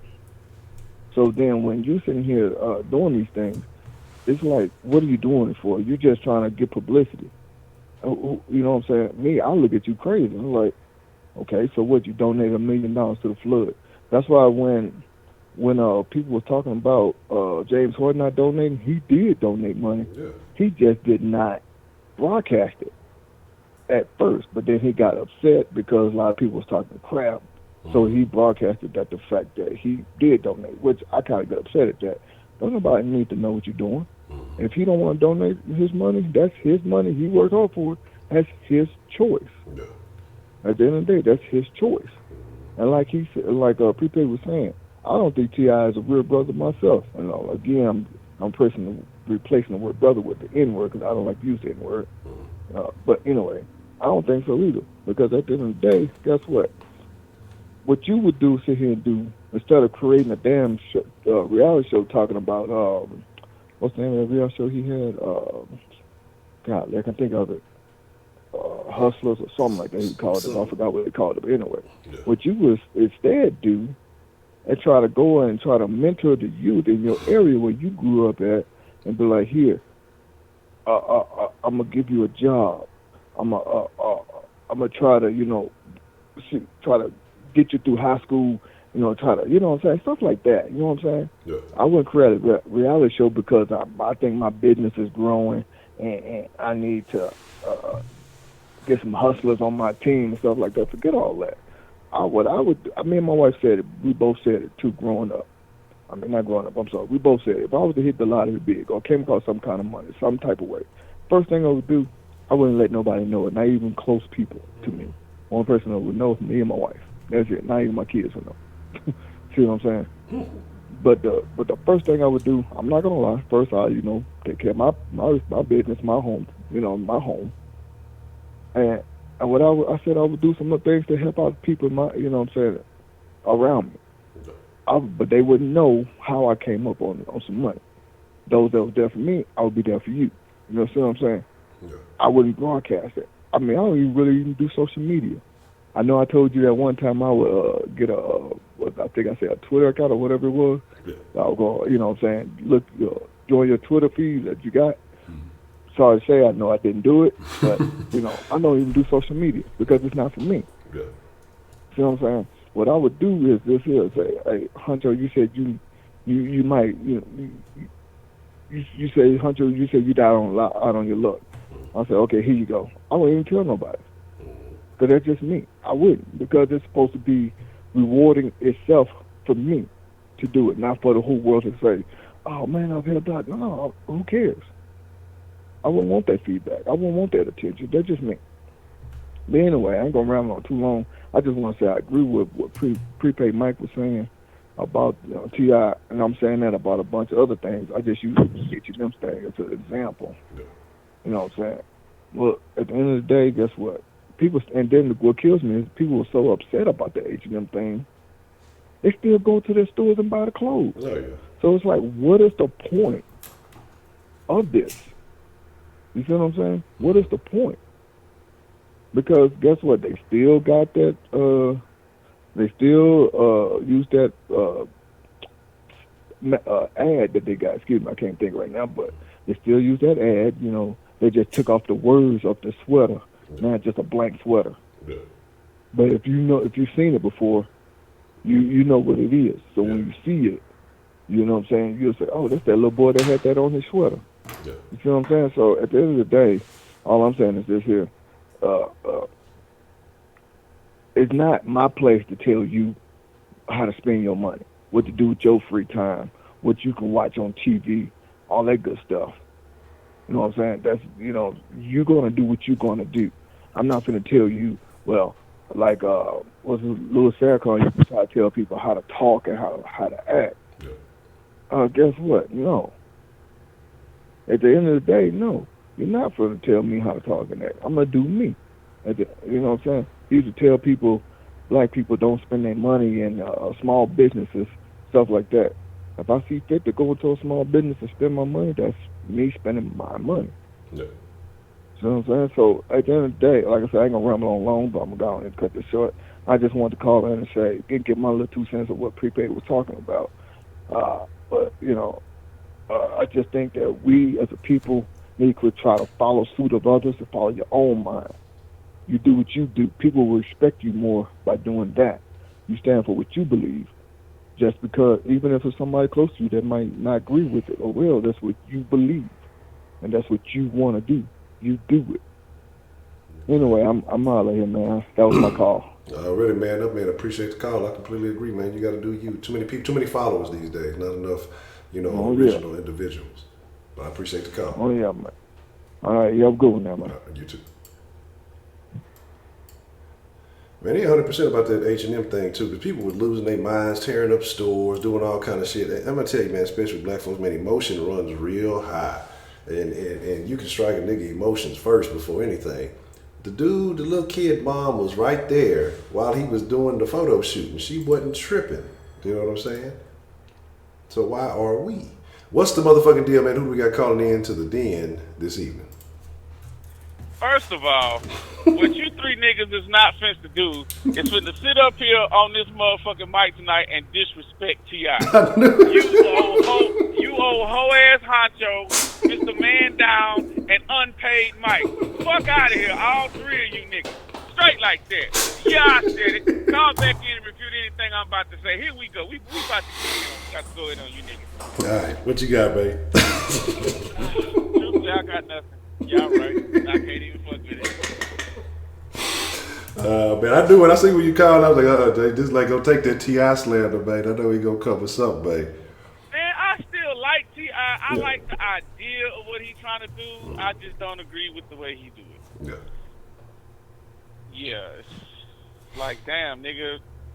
Like Prepaid said, man, real G's moving solid. Like you ain't gotta talk all this shit. You don't need no reality show. Why is you doing it? Like I don't get it. I don't get it. You supposed to be like some old player, yet you and your wife up here going back and forth about bitches you fucked on the side on national TV. I don't get how that's supposed to work. Like what part of the game is that? I'm confused. Now, I will disagree with man up on the H&M shit. Yeah. But it's the way I looked at it that's different. I didn't see no need for no boycott or no shit like that. Yeah. All I'm saying is if I'm going through a magazine and I see a picture of a little nigga with coolest monkey in the jungle, I'm gonna look at that shit like, damn. They ain't run this idea by no niggas before they decided to put this out, because this could be looked at in a bad way. Yeah. Oh, well, that's y'all. Y'all not gonna sell that shirt, or it's gonna be some shit over there when people see it. I moved on. I don't really give a shit because I don't shop there no way. Yeah. You know what I'm saying? So I don't give a fuck. Like the Gucci shit. I don't give a shit about it because I don't buy that shit. Okay. That's not my lane. So I could care fucking less. I saw it. I heard what he said. Whatever. Now, the part about what you was talking about, I get what you was saying. Like, what the fuck was Floyd supposed to do? Like, make a diss record back? But that's what T.I. do. Yeah. I don't know why you expecting nothing less. Now, I like the song anyway. I don't give a fuck what you talking about. This shit fly to me. I really love the beat. And he ain't got to just be talking about Floyd in particular, because it is a lot of old hoe-ass niggas out here. Yeah. Y'all know it's a bunch of hoe-ass. And Honcho, you one of them, so you know. Damn. So good for you. Okay. And I'm going to continue to call you hoe-ass niggas because you hoe me all the time. So I'm like, okay, if you go hoe a nigga, I'm going to call you a hoe-ass nigga for hoeing me. So that's just the way it is. It ain't meant to be disrespectful. It's just a reflection on how you treat me, motherfucker. No, man, I don't believe that. But I feel you. Okay. No, I got proof. You ain't got to believe shit. You can believe what you want to believe. I got proof. And people in the chat know what's up. So anyway, what else he said at the end? I agree with him 1,000%. I mean, well, not even 1,000. I'm going to say 1 trillion. Because I go through this same shit with my little brother all the time. Because he is a motherfucking follower. And I absolutely detest that shit. I just be like, nigga, how come you just can't have, like, no original thought for your fucking self? Why you can't do anything out of your own mind? Be like, you know what? I fuck with it. If since nobody else fuck with it, fuck it. I still fuck with it.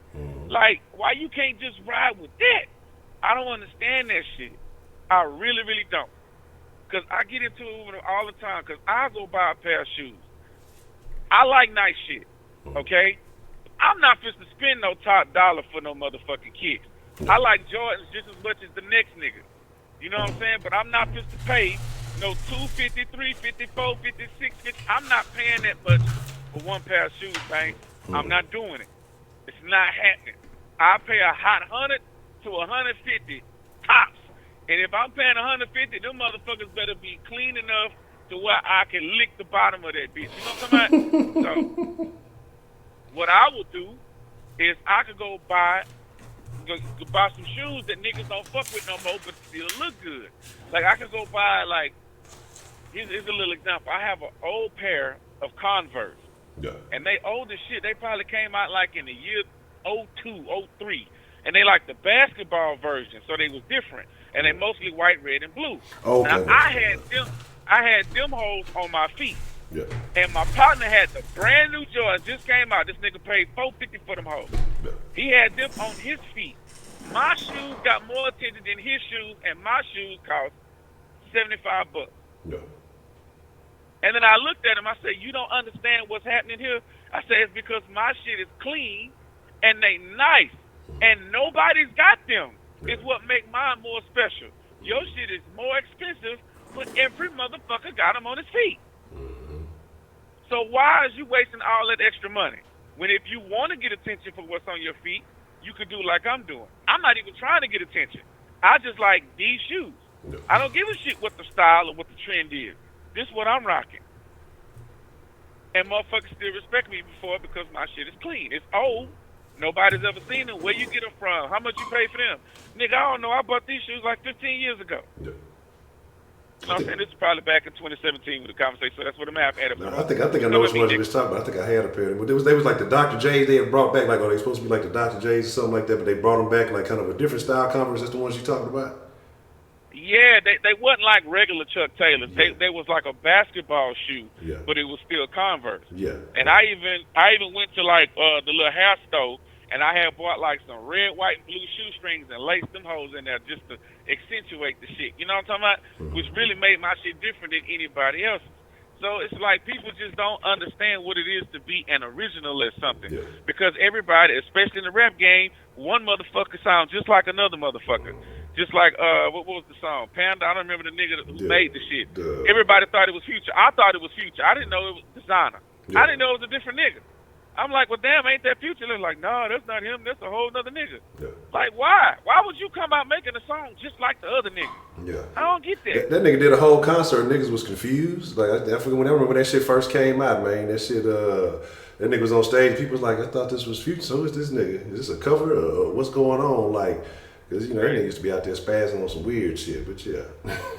It's crazy. And goddamn, Mike, you still on the Donald Trump shit. Nigga. Let it go, Mike. Let me tell you why. Most of these niggas that you trying to educate is ignorant as fuck. Once they don't like a motherfucker, they just don't like a motherfucker. And some of these niggas out here is just professional haters. That's what they do for a living. Like when all y'all niggas talk about my Lakers all the time. Professional motherfucking haters. All y'all do. Man, who they playing in the second round, man? They playing the Jazz, ain't they? They got the Jazz in the second round, don't they? See, that's that bullshit. You know I gotta be on my whole ass shit, right man. There you go. The whole ass.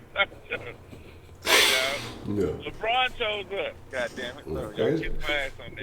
Yeah, we I happy. didn't really give a shit about LeBron one way or another. It was cool we got him. I was happy we got him. I just hope the shit would have worked out better. But anyway, I digress. Well, I'm really mad at. I don't give a shit about none of this. Fuck Gucci. Fuck all these other ignorant ass niggas. Fuck T.I. and all the other bullshit he got on. Fuck all that shit. These motherfucking Texans. Let me tell you something. I don't like any of the draft picks. Not even the second round. To be honest with you, the tight end was the better pick. And I know that a lot of people are going to be like, well, okay, he better explain this. Let me tell you why. Okay. It's not about potential with him. He's already got a good skill set for him to be successful. Okay? The first round guy is about his potential. It's his ceiling. Yeah. The second and third round guy, they still need work. Now, I do like the corner. Yeah. I do like that corner a little bit. But, again, he still need work. So what you have to do on the first round guy and the 2 second-round picks is rely on the coaching to make them better. Yeah. Which is where I'm like, fuck no. The third-round guy, I even brought him up to Ray Ray during one of Ray Ray's streams. And he was like, I don't know about the guy. I'm going to check him out. And I told Ray Ray, look, the dude got good speed. He runs really good routes. And his hands, they, like on the tape I saw, they didn't look great. They about average hands, but he was targeted a whole lot. Yeah. So, of course, you're going to have a lot of drops if they throw you a lot of passes.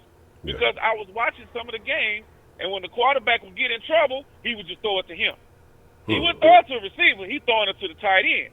So, of course, he dropped the ball, and the motherfuckers, they was double covering him and shit. Yeah, they was looking at this, you know what I'm saying? They was playing against him.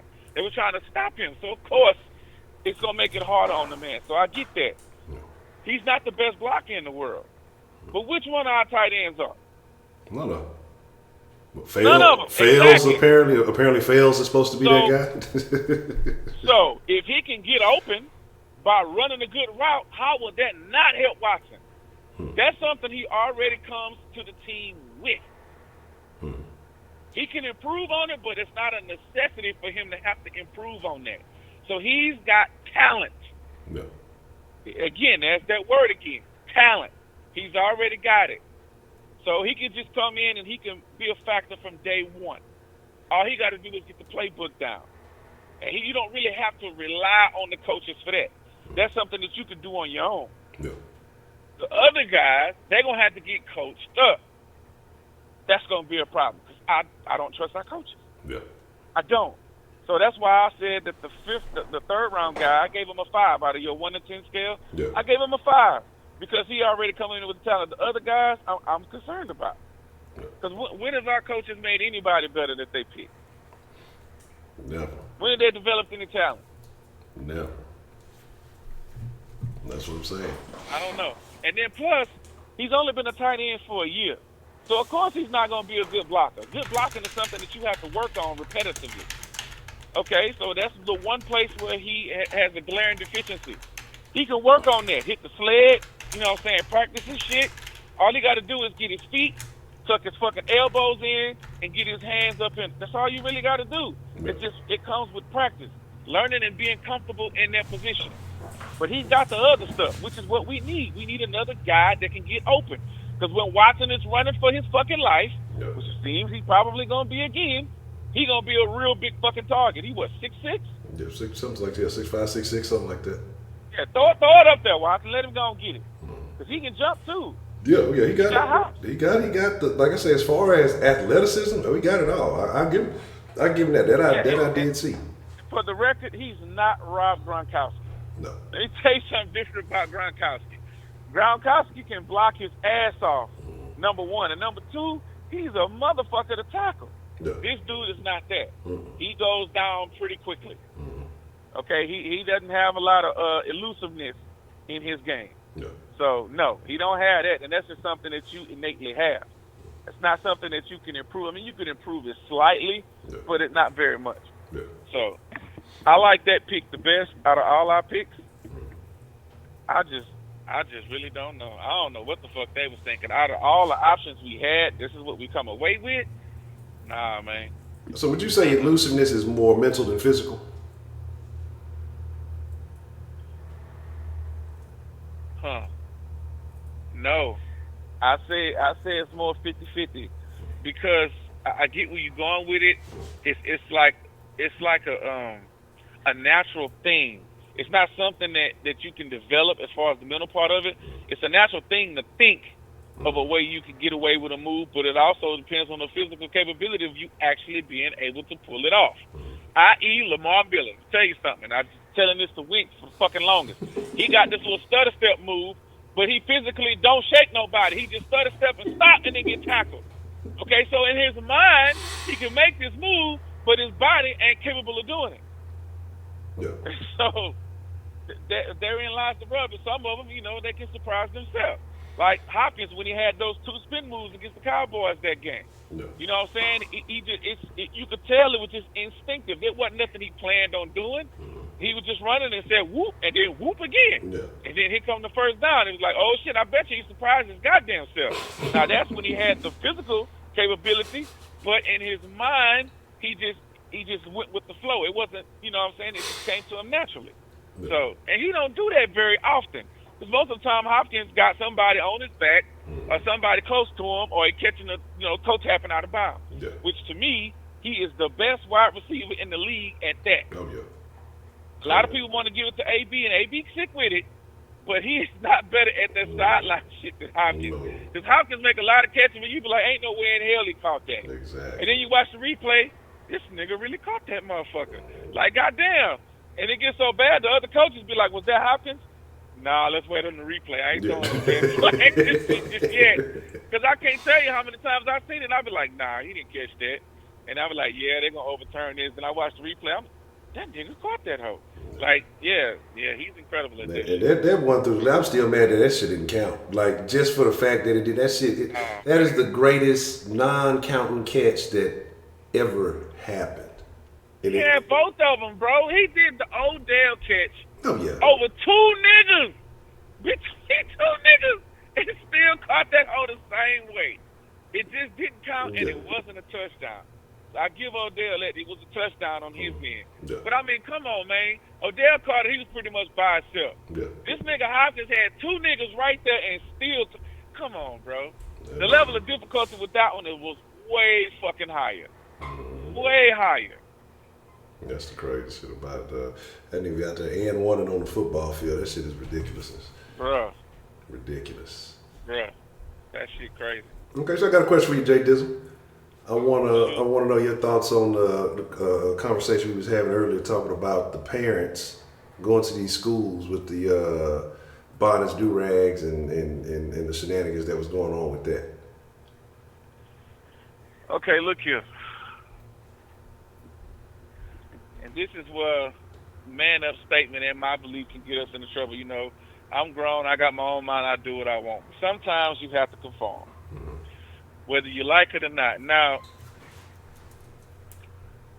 from their perspective, they probably looking at it like, y'all the teachers, all you need to be concerned about is teaching my child.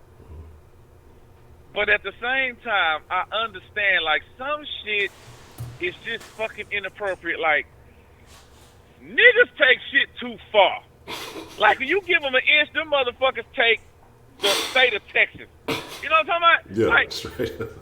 who goes anywhere with a coat and butt-ass naked underneath it?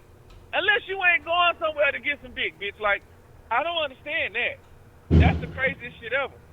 You know what I'm saying? Now, on the flip side, just looking at it from the other way, I can remember a time, you know what I'm saying, where a pissed off parent, and I know of one in particular, will show up to that school in their slip. And you know what I'm talking about, Honcho. And when your mama showed up to school in that slip, you knew an ass whipping wasn't far. Man, what? You knew it. She came up there with 1 inch, bro.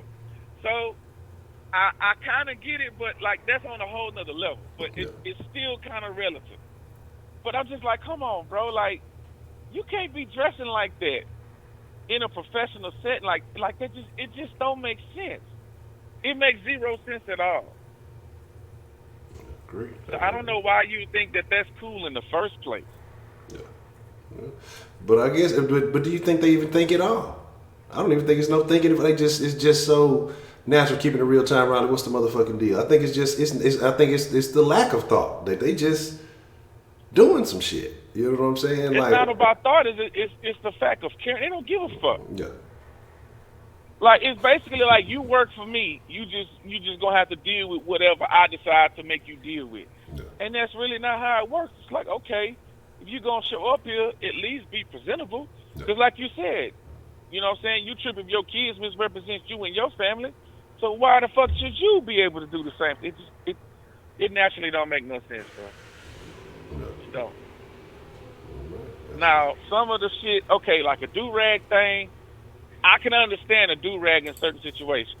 Because I had a long hair, too, once upon a time. I had braids.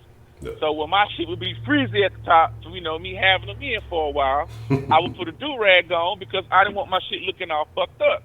And with the do-rag, it looked more presentable than the way my hair was looking at the time. So that's about it. But some of, like, the clothes they be wearing, come on, man. Don't do that. Don't do that. Going up to your child's school with some booty shorts on. For what? Who is you trying to attract but a bunch of fucking teenagers and fucking adolescents? Like, that don't make no sense. You gonna go get your child talked about too. Oh, nigga, your mama got some ass. Exactly. and Don't let your mama be fine. What? Lord have mercy. Nigga, we used to have this nigga that we played ball with. Yeah. And I swear to God, Honcho, this nigga mama showed up to every game and she sat outside at every practice, nigga. Yeah. So we used to intentionally walk behind her car because she would sit out on the car.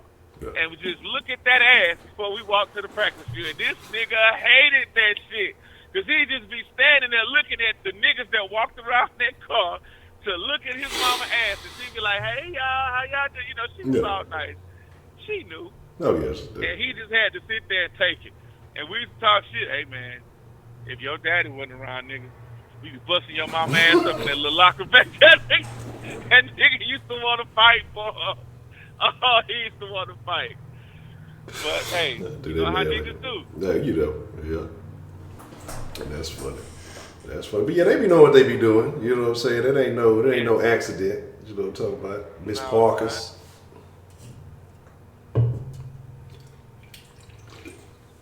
Okay. All right. Anything else you want to? I just know prepaid Mike, when I first started this conversation, he was like, oh, I got to hear this shit. And then I just bust his bum. He was like, oh, yeah, all right, then, nigga. That's what I thought. I heard it, know he was talking shit. I like to get people all riled up and then just bust their bubble real quick. It's funny to me. Yeah. I enjoy that. Yeah, he say Lamar Miller the slowest 3.438 nigga of all time. Man, Lamar is fast. But that's all he got is speed. The only thing he got is straight line speed. Yeah. And if you didn't watch the Texas game when he was playing for the Dolphins and he broke our ass off something proper, that's all he did the whole game. He hit the hole and just took the fuck off. He didn't shake nobody. People was falling by him because they couldn't catch up to him. He's just a speed back. That's it. Yeah. You know, he's got pretty decent hands out the backfield, and he's a pretty good pass blocker. I give him that. He's above average at that. But that's it. And what good is him being a above average pass blocker if he's running out for routes and Watson getting his fucking head taken off? What? Because ranking in the game, and I'm getting so sick. I know this ain't the start, but I'm getting sick of you motherfuckers. Not you, Honcho. But motherfuckers call in and say ranking, you know, with a little practice, even that nigga is trash. I already said I don't know what you got to do to get cut, but if that nigga ain't cut, bro, I don't know. That dude got to go. Man. He's got to go. Man, I don't know, player. That's the wild shit, baby. That is the wild shit. Like, we'll see, though. Like I say, you know, we got a whole bunch of new Howard fans simply because he was a first round pick. Like I say, just let everything play out. They'll see how it all He's a looks. big dude. He got good strength, size, and shit. But we'll see. We'll see if he can get coached up. I don't know. Yeah, but what coach? That's what I'm trying to find out. But hey, you know, it is what it is. And what mentor? No coaches and no mentor. Mm-hmm. You know, but that's the Texans for you, man. They gonna do what the Texans do. Maybe that's what we got Ryan Khalil for. Maybe that's why we got him. Is hired him, basically hire a mentor. Because now that makes more sense to why you would draft all these tackles after you signed him to a deal that really wasn't worth shit. Yeah. That kind of does make a little more sense now that you think about it. Yeah. So I'll give them that much credit. Yeah. I'll give them that if that's the case, but that's probably not even the case. They ain't thinking that far ahead. Probably not. And I'm trying to give them the benefit of the doubt. I'm trying to make some of this shit make sense. Yeah. Desperately. Look, don't go too far. Don't go nowhere on us, man. Hey, man, come on. you know, what y'all got to say about Brian Gaines now? Yeah, what? Like, what? Where did that come from? Talking about engagement. This little nigga there just be trolling because I don't think he get enough attention at home. That nigga just, you know, hey, somebody look at me. I don't know what he gets. I don't know what he gets, bro. He needs to stop. The doctor need to take him off that shit. That nigga tripping. He might be smoking that Dr. Rabbit too. I don't know. Mm-hmm. But anyway, I'm gonna let somebody else call in. I know I've been on here for a minute. All right, well that's a bit, man. Appreciate the call there, Professor Tria. And where my motherfucking cookies at, man? Don't send me this message talking about you discontinuing flavors and shit. I don't want to hear that shit. Talking about you need some product. Well, get your ass over there and get some goddamn product. I'm trying to help a brother out. See what happened? See what happened, Honcho, when you try to support a black business and all they telling you about is the shit that they don't got? I came money in hand. I even started me a Cash App account, all that shit. And then this nigga gonna tell me, we out of this, we out of that. Nigga, help me help you. Come on, man. Don't leave me hanging like that. I know you call in and talk some shit, but I had to get mine in first. That's BT, man. That's that shit there. But the cookies was good as hell. I'm gonna rub that in before anybody else gets some, so I'm talking shit. I'm gonna order some, but I'm gonna order some like probably about a week before I head home, because I'm gonna be a mad ass nigga if I order these cookies and my mom and them eating my shit. I'm gonna evict them out their own shit. That's what I'm gonna say. Fuck that. That's wild. But anyway, go ahead and call in, man, because I know you chomping at the bit, goddamn. That's a bet, Jay. This man, appreciate the call. All right, Hunter. Already.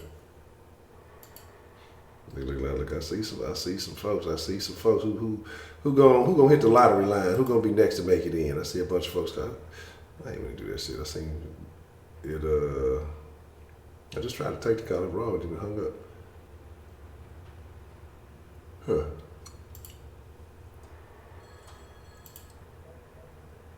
Now, let's see what we got. What's the motherfucking deal? Who we got calling in to the den line this evening?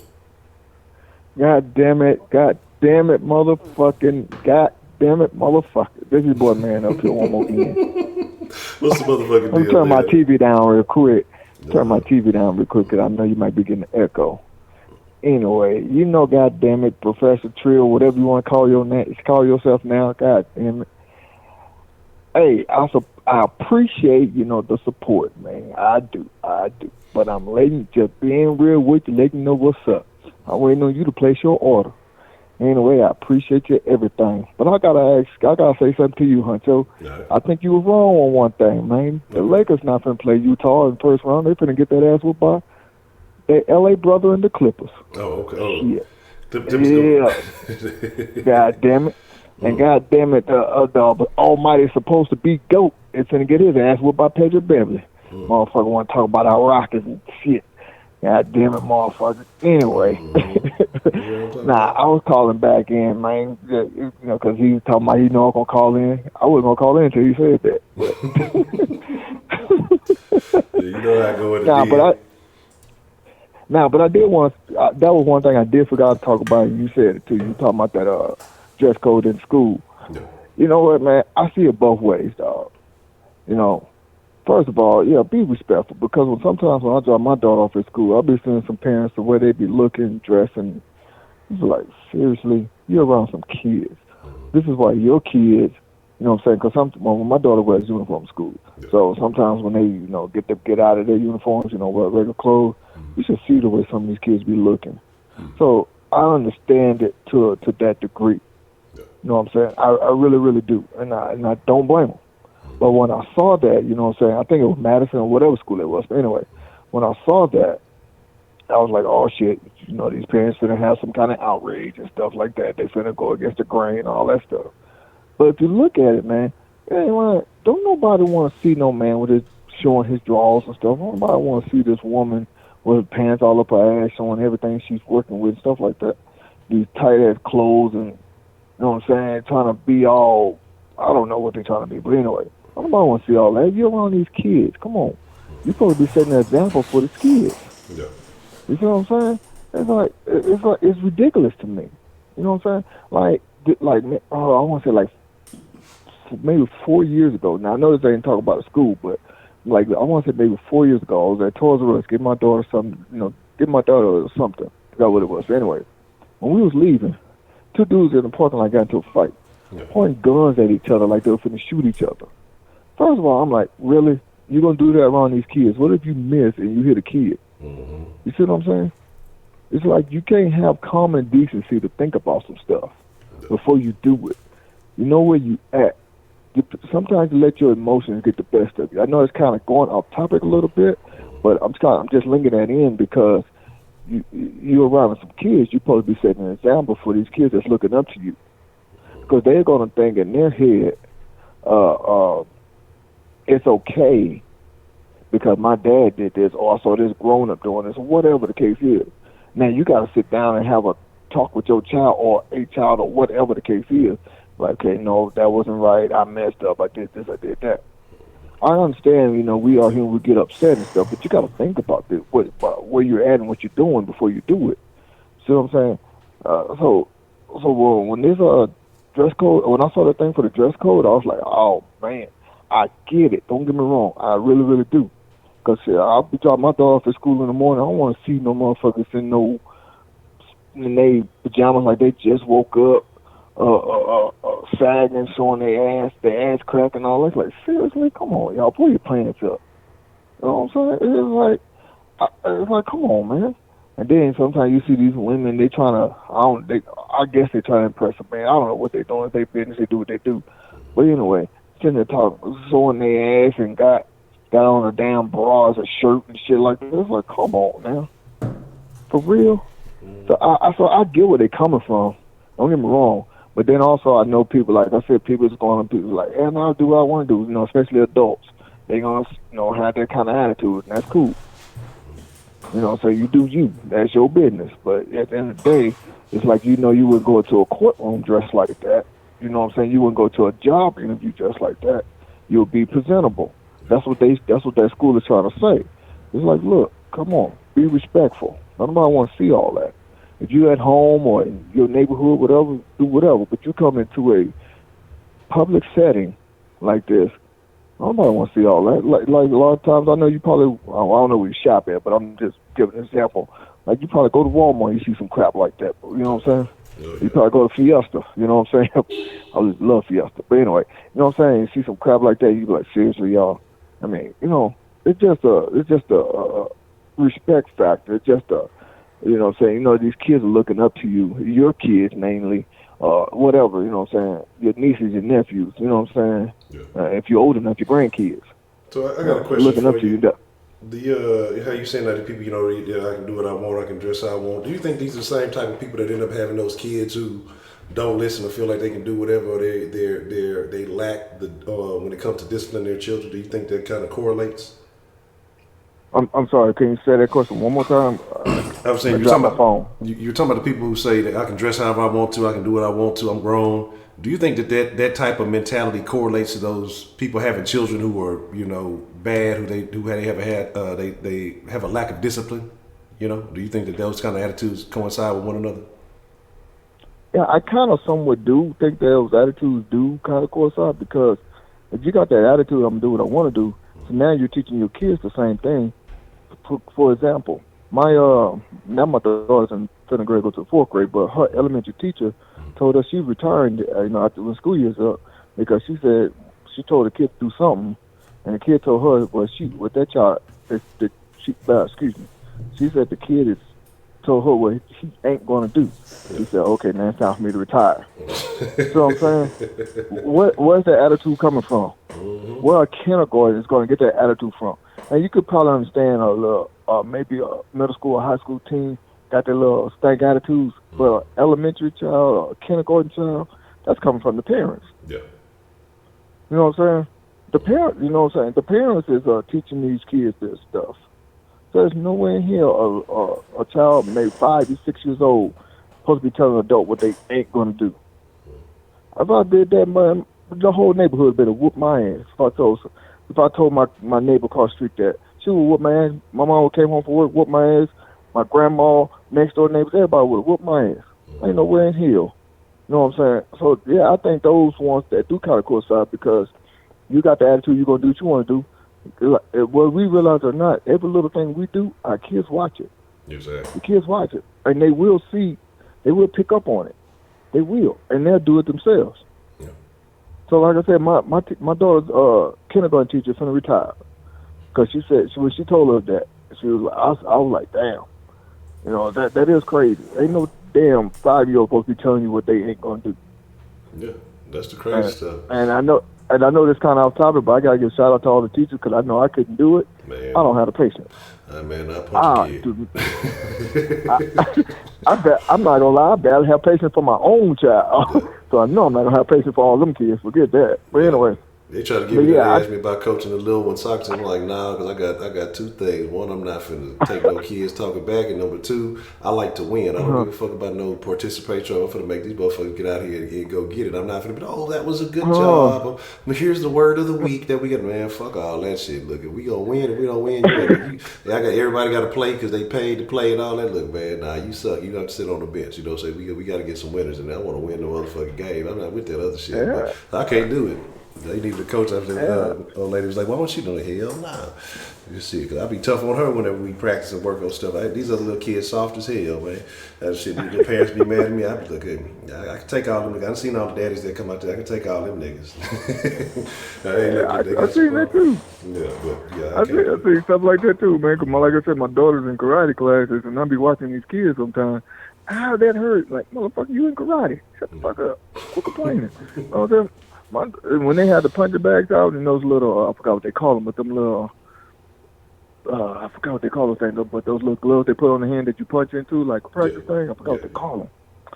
But anyway, my daughter, she be hitting those damn things. She be catching them. I'm like, God damn, that looks like it's going to hurt. Like the training mitts or whatever? Is that what they call them? Training mitts? Or something like that? I think they are training mitts. Or something like that. Yeah. Yeah, but it's like, but then these other kids be hitting them, like, ow. I'm like, what the hell? Man, go, like, it ain't my child, it ain't my money, but I'm still saying, man, you wasting my time. Go sit your ass down somewhere. I'm trying to watch my daughter, you know what I'm saying? It's like, and I want my daughter to pick up the attitude. I'm like, you knocked the shit out of that damn thing. Well, I don't say it, I don't tell her that, but I'll be like, you know what I'm saying? You hit it hard as you can. That's what you're supposed to do. You know what I'm saying? So it's like, so I agree with you. All these kids are weak. You know what I'm saying? Well, like B. Darko said, kids these days are brats. She's right, 100%. I don't know if it's a man or a woman, but anyway, whatever you are right. But and I don't mean no disrespect. I don't mean no disrespect. I just don't know. Don't mean no disrespect. I just don't know. Anyway, but yeah, all I'm saying is that, you know what I'm saying? Yeah, you are right. What these kids be doing, especially that young, they learn from their parents. Yeah. You know what I'm saying? So, and then on top of that, excuse me. Then on top of that, what about that school thing, about that dress code stuff? It's like, look, like I said, I go to drop my daughter to school in the morning. And yeah, I be tired as hell because I work nights. Then when I get off, a couple hours later, I gotta get up, take my daughter to school. I be tired as hell, but I don't be throwing on the damn weak ass pajamas and walking my daughter into school. And no, I don't do that. I at least might throw on, you know what I'm saying, some of the jogger pants and a nice T-shirt. You know what I'm saying? I ain't finna look all decent. I mean, I ain't finna look all decent because I'm finna take my ass right back to bed. But still, I'm not finna, you know what I'm saying? I present myself in a way that I want my daughter to present herself. You know what I'm saying? That's what I do. You know what I'm saying? Because when my daughter gets older, I don't want her to be doing no crazy nonsense like a lot of these parents and some other kids be doing too. I don't want that. No. You're going to present yourself with dignity, honor, and respect. Yeah. That's what you're supposed to do. Yeah. Bottom line, in the discussion. That's it. And that's what that school basically wants. And I like I said, I don't blame them. I don't blame them. I don't want to see that crap either. Anyway, I ain't going to ramble on long. Oh, yeah, Dizzle, God damn it. I'm letting you know what I'm doing, what I got right now. I sent Honcho something because he said he like them. I know you say you're going to wait till you get back home to order some. Cool. Appreciate your business, man. Let's make some things happen. I'll holler at you, Honcho. All right, man. Appreciate the call there, man. All right, bye. Already. Yeah, man. Look, because, you know, the little one, she be trying to go to school and shit. You know, got these shorts that look, if you wear shorts, I'm finna be hands to the side. Let me see, fingertip length. She be getting mad at that shit, be trying to do all nah, we ain't finna have that shit, man. I don't care what them other kids out there wearing, you gonna make sure your shit is in accordance. School rules, my rules, all the rules. What's the motherfucking deal, man? Who we got calling into the den this evening? Already, D-Love, what you want to drop in the den tonight, man?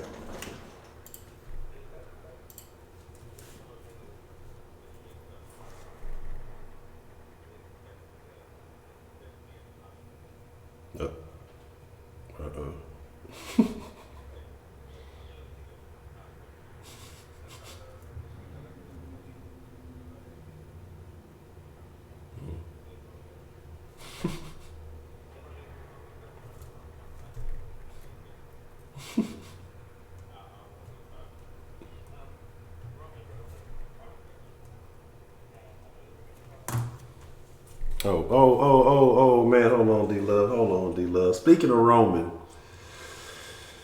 I hit you with the Roman, man. If I had you muted, man. My fault. So would you, if you don't mind repeating what you had said, I had you on mute. I didn't unmute the call, so I apologize for that. I got to repeat my comment about Jay Dizzle again. Yeah. Nobody heard it. I heard it, but nobody else did. All right. Well, I'm gonna start my shenanigans over again. All right. Okay. Jay Dizzle, you come up in a comment section, telling people, talking to people about disrespecting Ti. Like, dude, you disrespected me in the comment section, talking about my damn name. But I love the deal. Like, come on, bro. Like, somebody else made that comment about me like years ago to no avail. But yeah, no, look, I'm just messing around, Jay Dizzle. It's all love. Do not come from my head because I know you're capable, and I don't want some problems. All right, Roman. Look, bro, I respect you, man. You know, I got nothing but respect for you. You call in, you do your thing. But I know you were gonna call in. You know, you said you wanted to call in, but I jumped in front of you just like the Eagles jumped in front of us. But that's still a fresh wound, man. Oh shit. oh, that's bad. But no, Honcho, I got a question for you. No, what's happening? I want to talk about the swirl. Are you down with the swirl? Am I down with the swirl? Let's talk about that. In my previous years, when I was a different-minded man, I engaged in chocolate vanilla swirling behaviors. I was a equal opportunity engager. So hey, it didn't matter, the race didn't matter, none of that. It was all good. You know, I told you I went through a phase where I was on the super, pro-black kick. And, I kind of disavowed ties I was kind of anti-interracial dating. I was anti all that shit. And then, like I say, when going through some things, just, making sense of myself and realizing, people got the right to do whatever they want to do. So I'm not necessarily opposed to that anymore, but my preference is black women. So I'm not going to sit here and just say I'm all anti-swirling. I mean, but that's just not necessarily my preference. And I appreciate your answer because I kind of want to piggyback off your perspective. Because the reason I like it is because I noticed like a long time ago, you did a show about interracial dating in Australia that I wasn't able to attend. So I'm not trying to make like the rest of the show about that. I just wanted a quick question because I got some family members that don't want me, like that would prefer that I do stay within my race, but then I got some family members that don't care, or some family members that they never voiced their opinions, but they saw me get down and they kind of know what I don't like. There is simple point I want to make is like I've heard a lot of debates about whether people should stick to their own or not, and anybody who want to stick to their own, like, I don't. That's absolutely fine. No. Oh, you still there? Hello? No. Yeah, you kind of cutting in and out there. Like after you said anybody want to stick to their own, that's fine, and then start kind of cutting out after that. Yeah, we still have a little bit of a disconnect. I can't really hear you. What about now? Yeah, now you're good. Okay, okay. I'm gonna invite these people who are opposed to the company. I don't know. It's still got a little bit of distortion in it. It's like it's kind of hard to make out what you're saying.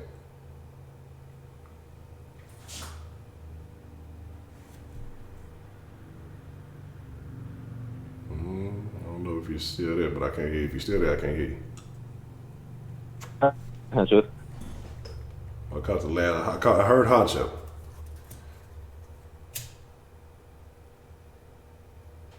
Yeah, I'm not sure. What's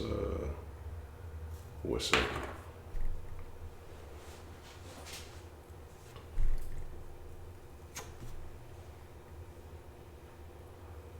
Yeah, I'm not sure if you're still there or not. I can't hear you. Do me a favor, I'm gonna hang up on you, man. Call back in if you can hear. Cause I can't hear you now, like I said. So I don't know what happened to the sound. But call back in, because like I said, I'm intrigued as to where you're going with that. But I agree. Like now, man, you got to do whatever makes you happy. You know what I'm saying?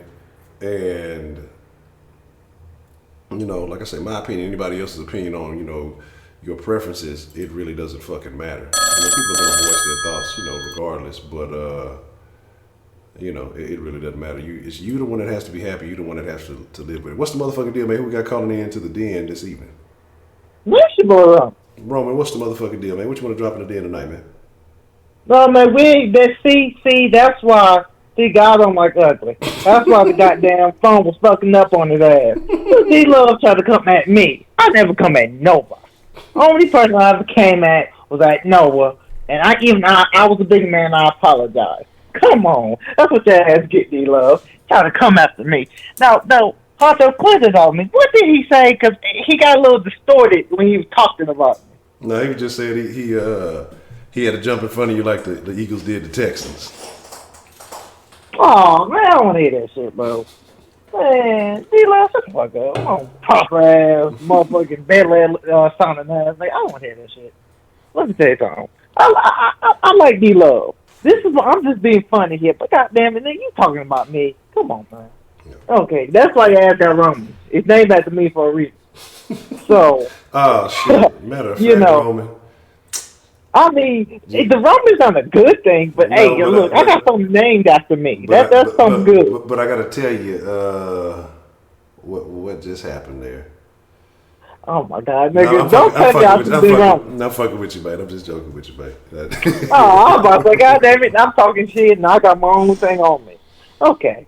But let me start. I'm gonna give a fucking Friday real quick, man. Fucking Friday, all the niggas try to spoil in game for a nigga. A nigga about to go see it either this weekend or in this next week, man. Yeah. Bro, don't spoil me. I'm spinning on these niggas like I'm D-Hop playing the Cowboys, man. All these spoilers, I'm spinning, dude. I'm not even checking comments on sports. On nothing, because niggas is spoilers. Like I'm literally, I can't use my Instagram. I'm scrolling up like a motherfucker because I feel like I might see one. I almost seen it 3 times. I almost had it, and I feel like I might have seen it. But if I did, man, I ain't gonna say nothing because I ain't no hoe and I ain't going to, and I ain't gonna ruin it for nobody. But I don't think I did. But we'll see. But that's number one. But this is some main topic I want to talk about. Man, I think when it comes to role models for kids, man, and kind of what I think Manna was talking about, how the kindergartner was saying, you know, oh, you're not gonna tell me what to do, and all that. That's a learned behavior, and I know that because I'm a role model. Like I'm the youngest, but I have no younger brothers and sisters, you know. But I do have a cousin, and it's my cousin's baby, so he's the second cousin. He's still a cousin.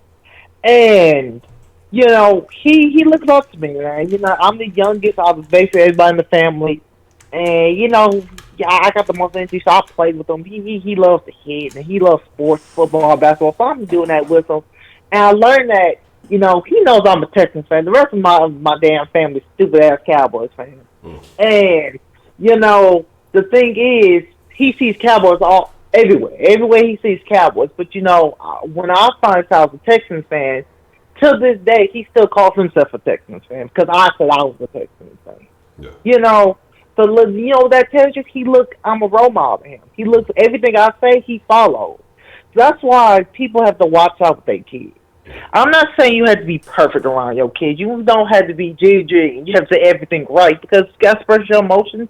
Sometimes you ain't going to have the happiest days. But the thing is, you still have to be presentable, respectful, and just be that role model your kids can rely on at any time.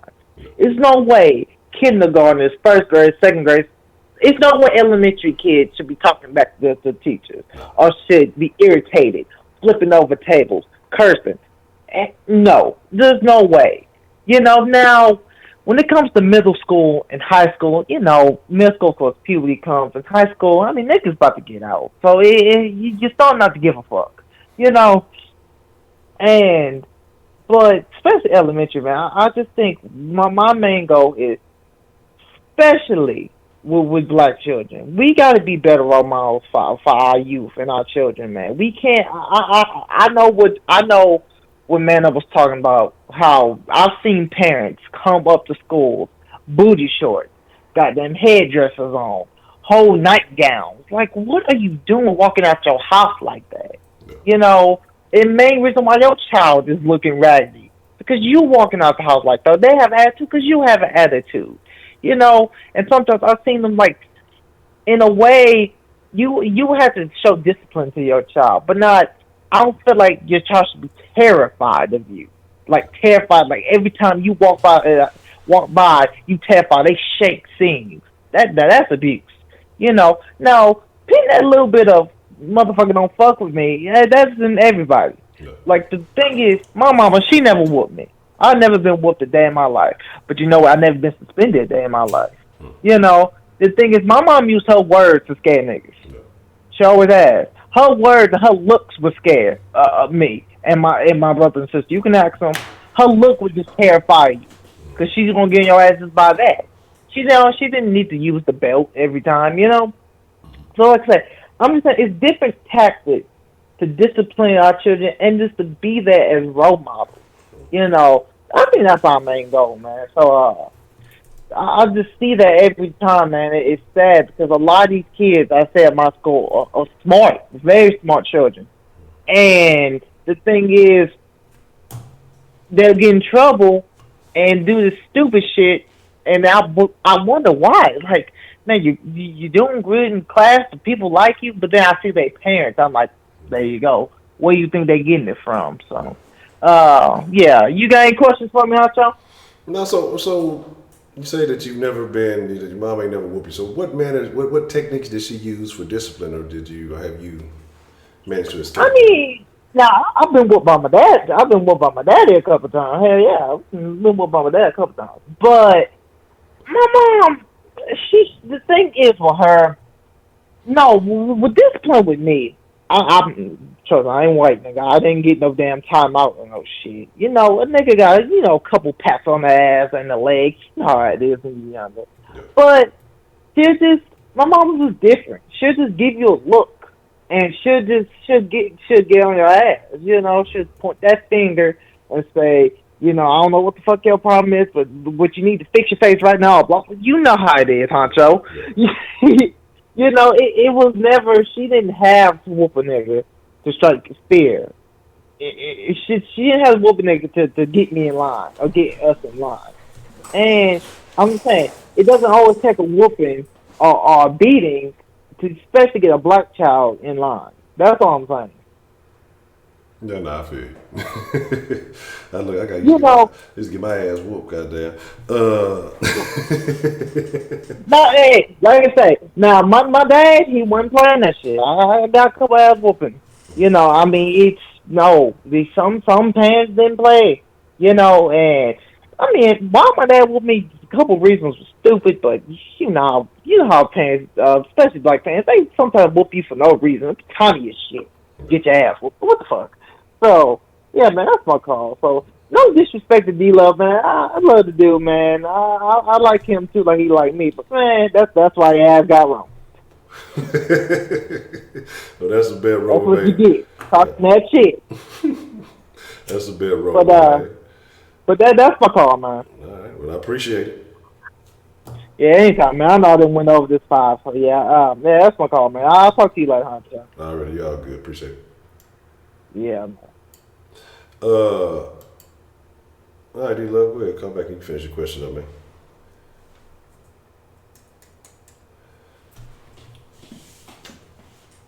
Well, it's interesting. I see that Ms. Thang said that, they're controlling, but you would appreciate that more as an adult. Do women like men to have things in order? I don't want to say necessarily be overly controlling, but, that has things in order to, kind of keep you in line. I have a wonder about that. What's the motherfucking deal? Who got called into the den this evening? What's up, Huncho? This is Love again. Can you hear me? Yeah, I got you. You good? All right, Roman. Touche, man. That was really funny. I don't really believe in karma, but you're right. God doesn't like ugly, so you got that one. But nah, man, it's all love. But like, no, Hunter, I just wanted to pick up where I left off. All right, what you got? And like I said, yeah, there was a debate. Well, every time I listen to debates about people who are opposed to the swirling, um, it's mostly like black women who don't think that they should swirl.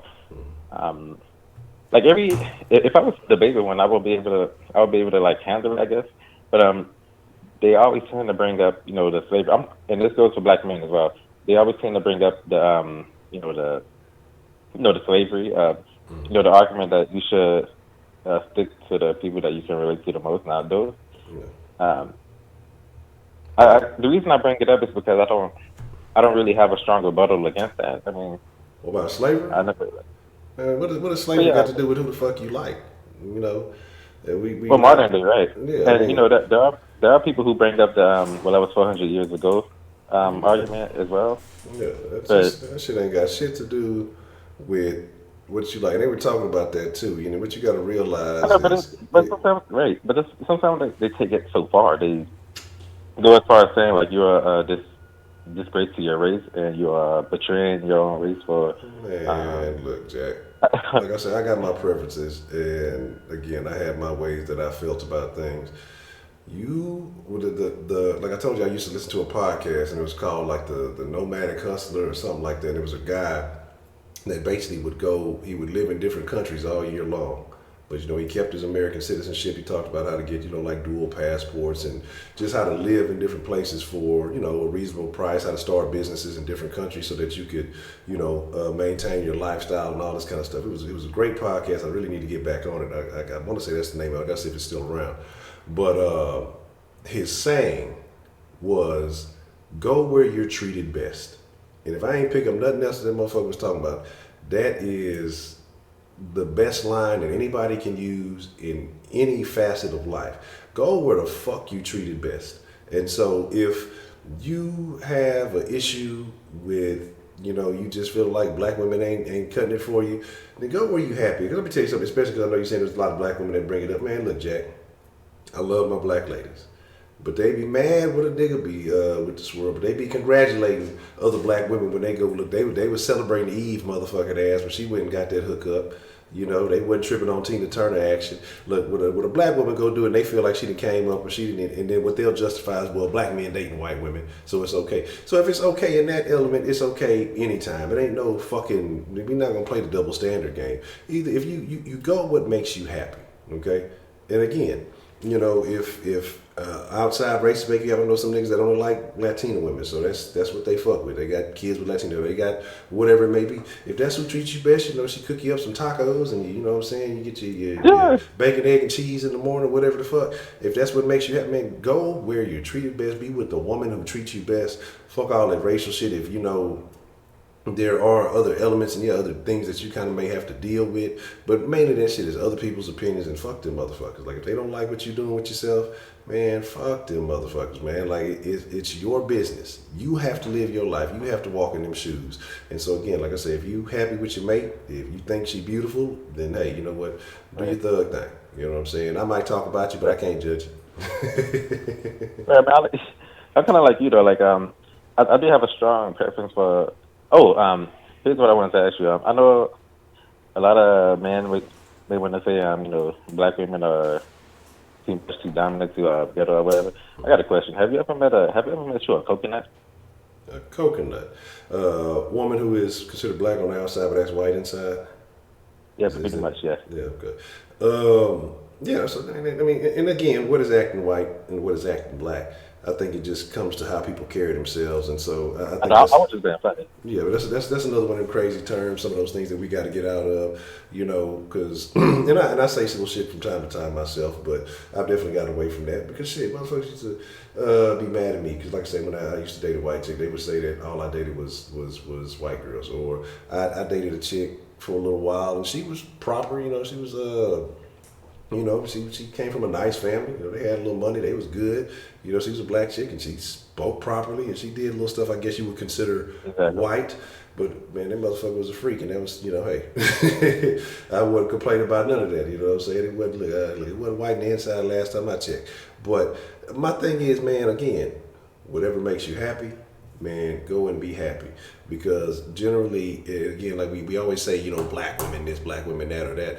One, it's the people who say that black women are too this, that really can't deal with it. And I hate using the term handling, because handling is for fucking animals. So it's not like I hate when a woman, oh, you can't handle me, or, you know, I'm too this. No, you can regulate your motherfucking ass. That's not an issue. But I don't want to have to deal with life outside of the house and then come home and have to, you know, regulate and hustle and hassle with your motherfucking ass too. You know, you're supposed to come home. That's supposed to be your castle things. That should be a place of peace. It should be a place where we on the same accord. We copacetic. I don't want to come home after dealing with, if you working a 9 to 5 hustle, whatever the fuck you doing, you know, to take care of the household, and then come home and have to fucking deal with a bunch of nonsense getting your own household in order like that. Nobody wants to fucking do that. So that I can understand men who feel like there's a lot of that. And again, you know, there's a lot of other problems. There's not just because we can go to the foundation, how we're raised, and you know, family and all these other factors that play into that. But I understand why men want to avoid that. I understand niggas who deal with it, but sometimes there's a lot of niggas who be thrown off. They deal with the chicks that's thrown off, and it creates a thrown off toxic ass environment at home. So my thing is, I don't think it's necessarily that it's just black women, because you haven't seen crazy ass white girls, crazy ass Mexican. But Right, with it be the Mexican shit, they because it's passionate. Man, that bitch crazy, goddamn. You know, it is what it is. So like I said, it's about knowing what you can handle and what you're willing to deal with. But my thing is, you know, if it starts off like that, it's most likely going to end off like that, unless you got a personality and you willing to kind of, you know, coach this person and then make sure that they willing to change and do some shit. But again, you see the signs whenever you start fucking with somebody, and if the signs is like, hey, this is who they are, and if I'm thinking long term with this person, that means I'm gonna be dealing with a bunch of their bullshit for a long term ass time. Don't go into a relationship betting that you can change someone, because the likelihood of it happening is less than them staying the same. The more likely they're gonna stay the same. That's a good call. I mean, yeah. So about the you know, the term coconut, that I was just being funny. Yeah. You know, I actually was talking to this female who was black. Like, she was smart as hell. She was like freaking 17, about to graduate college or whatnot.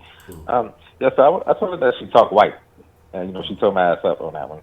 You know, she started asking me like, well, how does a white, what are you trying to say? You know, how does a black girl talk or something like that? Yeah. You know, there are some, you know, coconuts. I call them coconuts. It's whatever. They'll be alright. Yeah. Yeah, that's what that was my call. I mean, once again, I got some family members who wants me to, you know, stick with my race, which I don't have a problem with at all, because I mean, black girls are beautiful. You know, you get you that right chocolate. You find you the right chocolate, you be alright.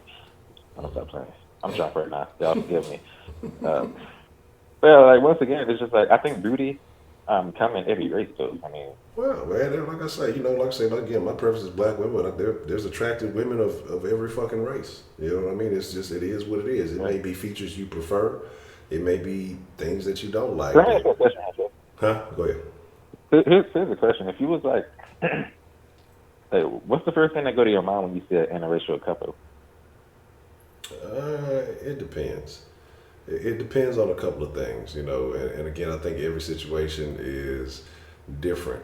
But again, it just depends on how they appear, because you can have, you know, let's say white woman, black man, right? And where I am, I see a bit of that. And it depends on how well dressed they are, how they carry themselves, or, you know, whatever else it may be. Or if it's some old ghetto ass shit, you know what I'm saying? I think all of these things matter. Like, again, you know, it's not so much about race. I think it's just how do these people carry themselves? How do they appear? You know, But I agree with 1676 where you're saying I can't stand motherfuckers who just deliberately won't date in their own race just because they always say, you know, outside this is better, that is better. I can't stand that shit either. Like you can fuck with whoever Like, you I want don't care to, about race. but Like I don't care about race when it comes to like interracial dating. I heard some people complain about the commercials as of lately. You know, they're trying to push. Apparently, they're trying to push swirling, and you know, trying to annihilate the black family. Now, I'm not confirming that, but if that's their agenda, then they're wrong. But like when I see an interracial couple, I don't care. And also, there's always I've been hearing about the statistic that they say a white woman and a white man and a black woman are more likely to live better off, whether it's financially. They're more likely to last in a marriage than a black man and a white woman. Like, how do you feel about that? Did that seem accurate to you? I guess it could make sense. Again, like I said, several factors that you probably have to look into it. I think there's underlying things that go into it. It would take. I think it would be a different. We might have to have that conversation again soon. But I think in that situation, you would have a woman, if it's a black woman, that she would be maybe what you might consider more submissive and more looking at. And again, like I say, it depends on what type of black woman it is, because you have, again, fetishizing or whatever you want to call it. She may be a chick that I just don't date black men, because I seen some shit the other day of a chick, and she was with a white dude, and they were just, you know, they are like on some live stream, and they were just shit talking about niggas, but bitch, you look like a whole bag of shit, you know what I'm saying? Like, looking like a bag of moldy potatoes. You're not nobody checking for you, and I'm pretty sure she had already been, you know, done bad, ran through and everything else, and so she was just tired of niggas doing it bad. And the white dude, he looked like he smoked meth. So, I mean, you know, it's just like some people just say some shit just to say some shit. There are people who are, you know, kind of brainwashed or kind of fucked up, but I think when you get a black dude and a white woman, depending on how it is, usually it's a lot of hood shit, you know, and there's a lot of classic ones too. Like I say, because where I'm at, I see a lot of well-to-do like I heard the statistic on multiple occasions, but I was watching this one video of a white man, and he also said that, and he also ended up saying that white men are stronger than black men, which I wasn't really okay with, but I mean, in the sense that like black men are always over emotional and other stuff like that. Maybe the black men he experienced are like that, but I don't know. Last question, Hunter, and I'll be off. Why did you change your number to the den to 833? Is that an area code for Eastern? No, because what I did is I switched up the service that I was using, and so they're technically 800 numbers that I use, like 1-800 numbers, but that way, even though I don't put the spelling out there, they actually, you know, like I say, the 8332 and then the den is how it spells out. The other one is like, for the sauce, it's like something 83 something 67 sauce. Right. So just to be able to put the word. 833. Yeah, so that way, just to be able to put the wording in there, and just like I said, so the service that I was using, the local numbers that they had didn't, you know, they were just a bunch of shitty numbers. So I just tried to use that way to kind of make it to where I could kind of remember, or make it easier for people to remember the number with, you know, by switching up alphanumeric, whatever you call it. Well, that's my call, Hunter. I appreciate it. Okay. Y'all have a good night, man. All right, appreciate the call, D-Love.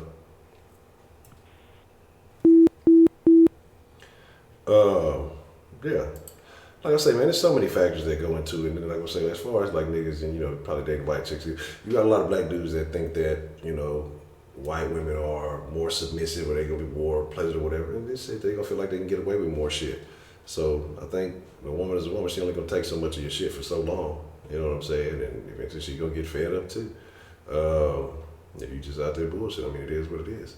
Motherfuckers going to push their boundaries. So, you know, but I agree with 1676. Like, I don't care about the interracial shit. I can't stand a motherfucker who I just don't date this race or my own race because, you know, this. I'm like, man, shut that stupid shit up, because everything is a case-by-case basis. You only looking for a fucking particular kind of person, or you only around, you in the hood, you only looking at hood hoes, and guess what? The white hoes in the hood act the same way as black hoes in the hood.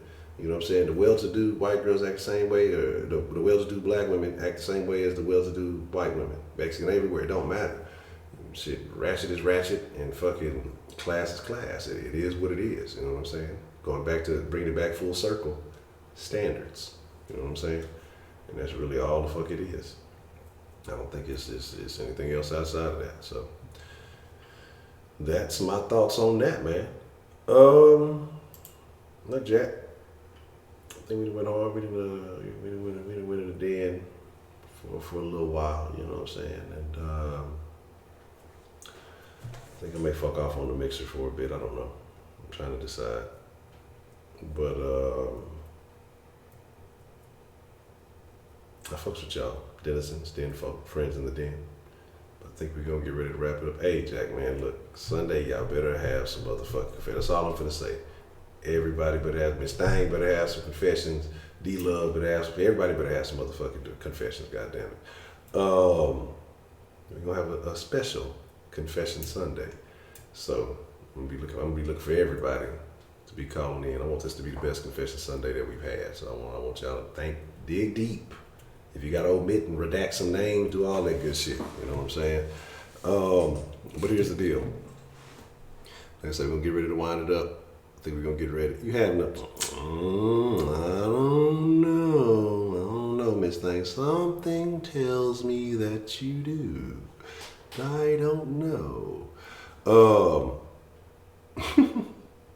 But again, just got to think about it. Spend a little time just considering it. You know, whatever you got on your mind, whatever you need to get off your chest, D-Love. You know, however many you gotta, you gotta get rid of. But like I said, we're gonna get ready to wind it down, man. I appreciate y'all. I think I'm gonna slide to the mixer action, talk a little shit, and you on there fucking with something. I don't know what I'm fucking with this evening. Rob Myers, man, I want to say appreciate it. I want to say thank you. And like, hey, let's all try to up our standards just a little bit. You know, we'll be better people for it. You'll thank yourself. You know, I got to start doing what's the Honcho Springer and start motherfucking me signing off with some type of little message. But with that being said, man, I thank y'all. I appreciate y'all. And y'all be cool like y'all be cool, man. Y'all ain't got to go home. I'm sorry, look, I just need to be at home already. It's too late to be out there with the shenanigans and tomfoolery. But y'all got to get the fuck up out of here and go.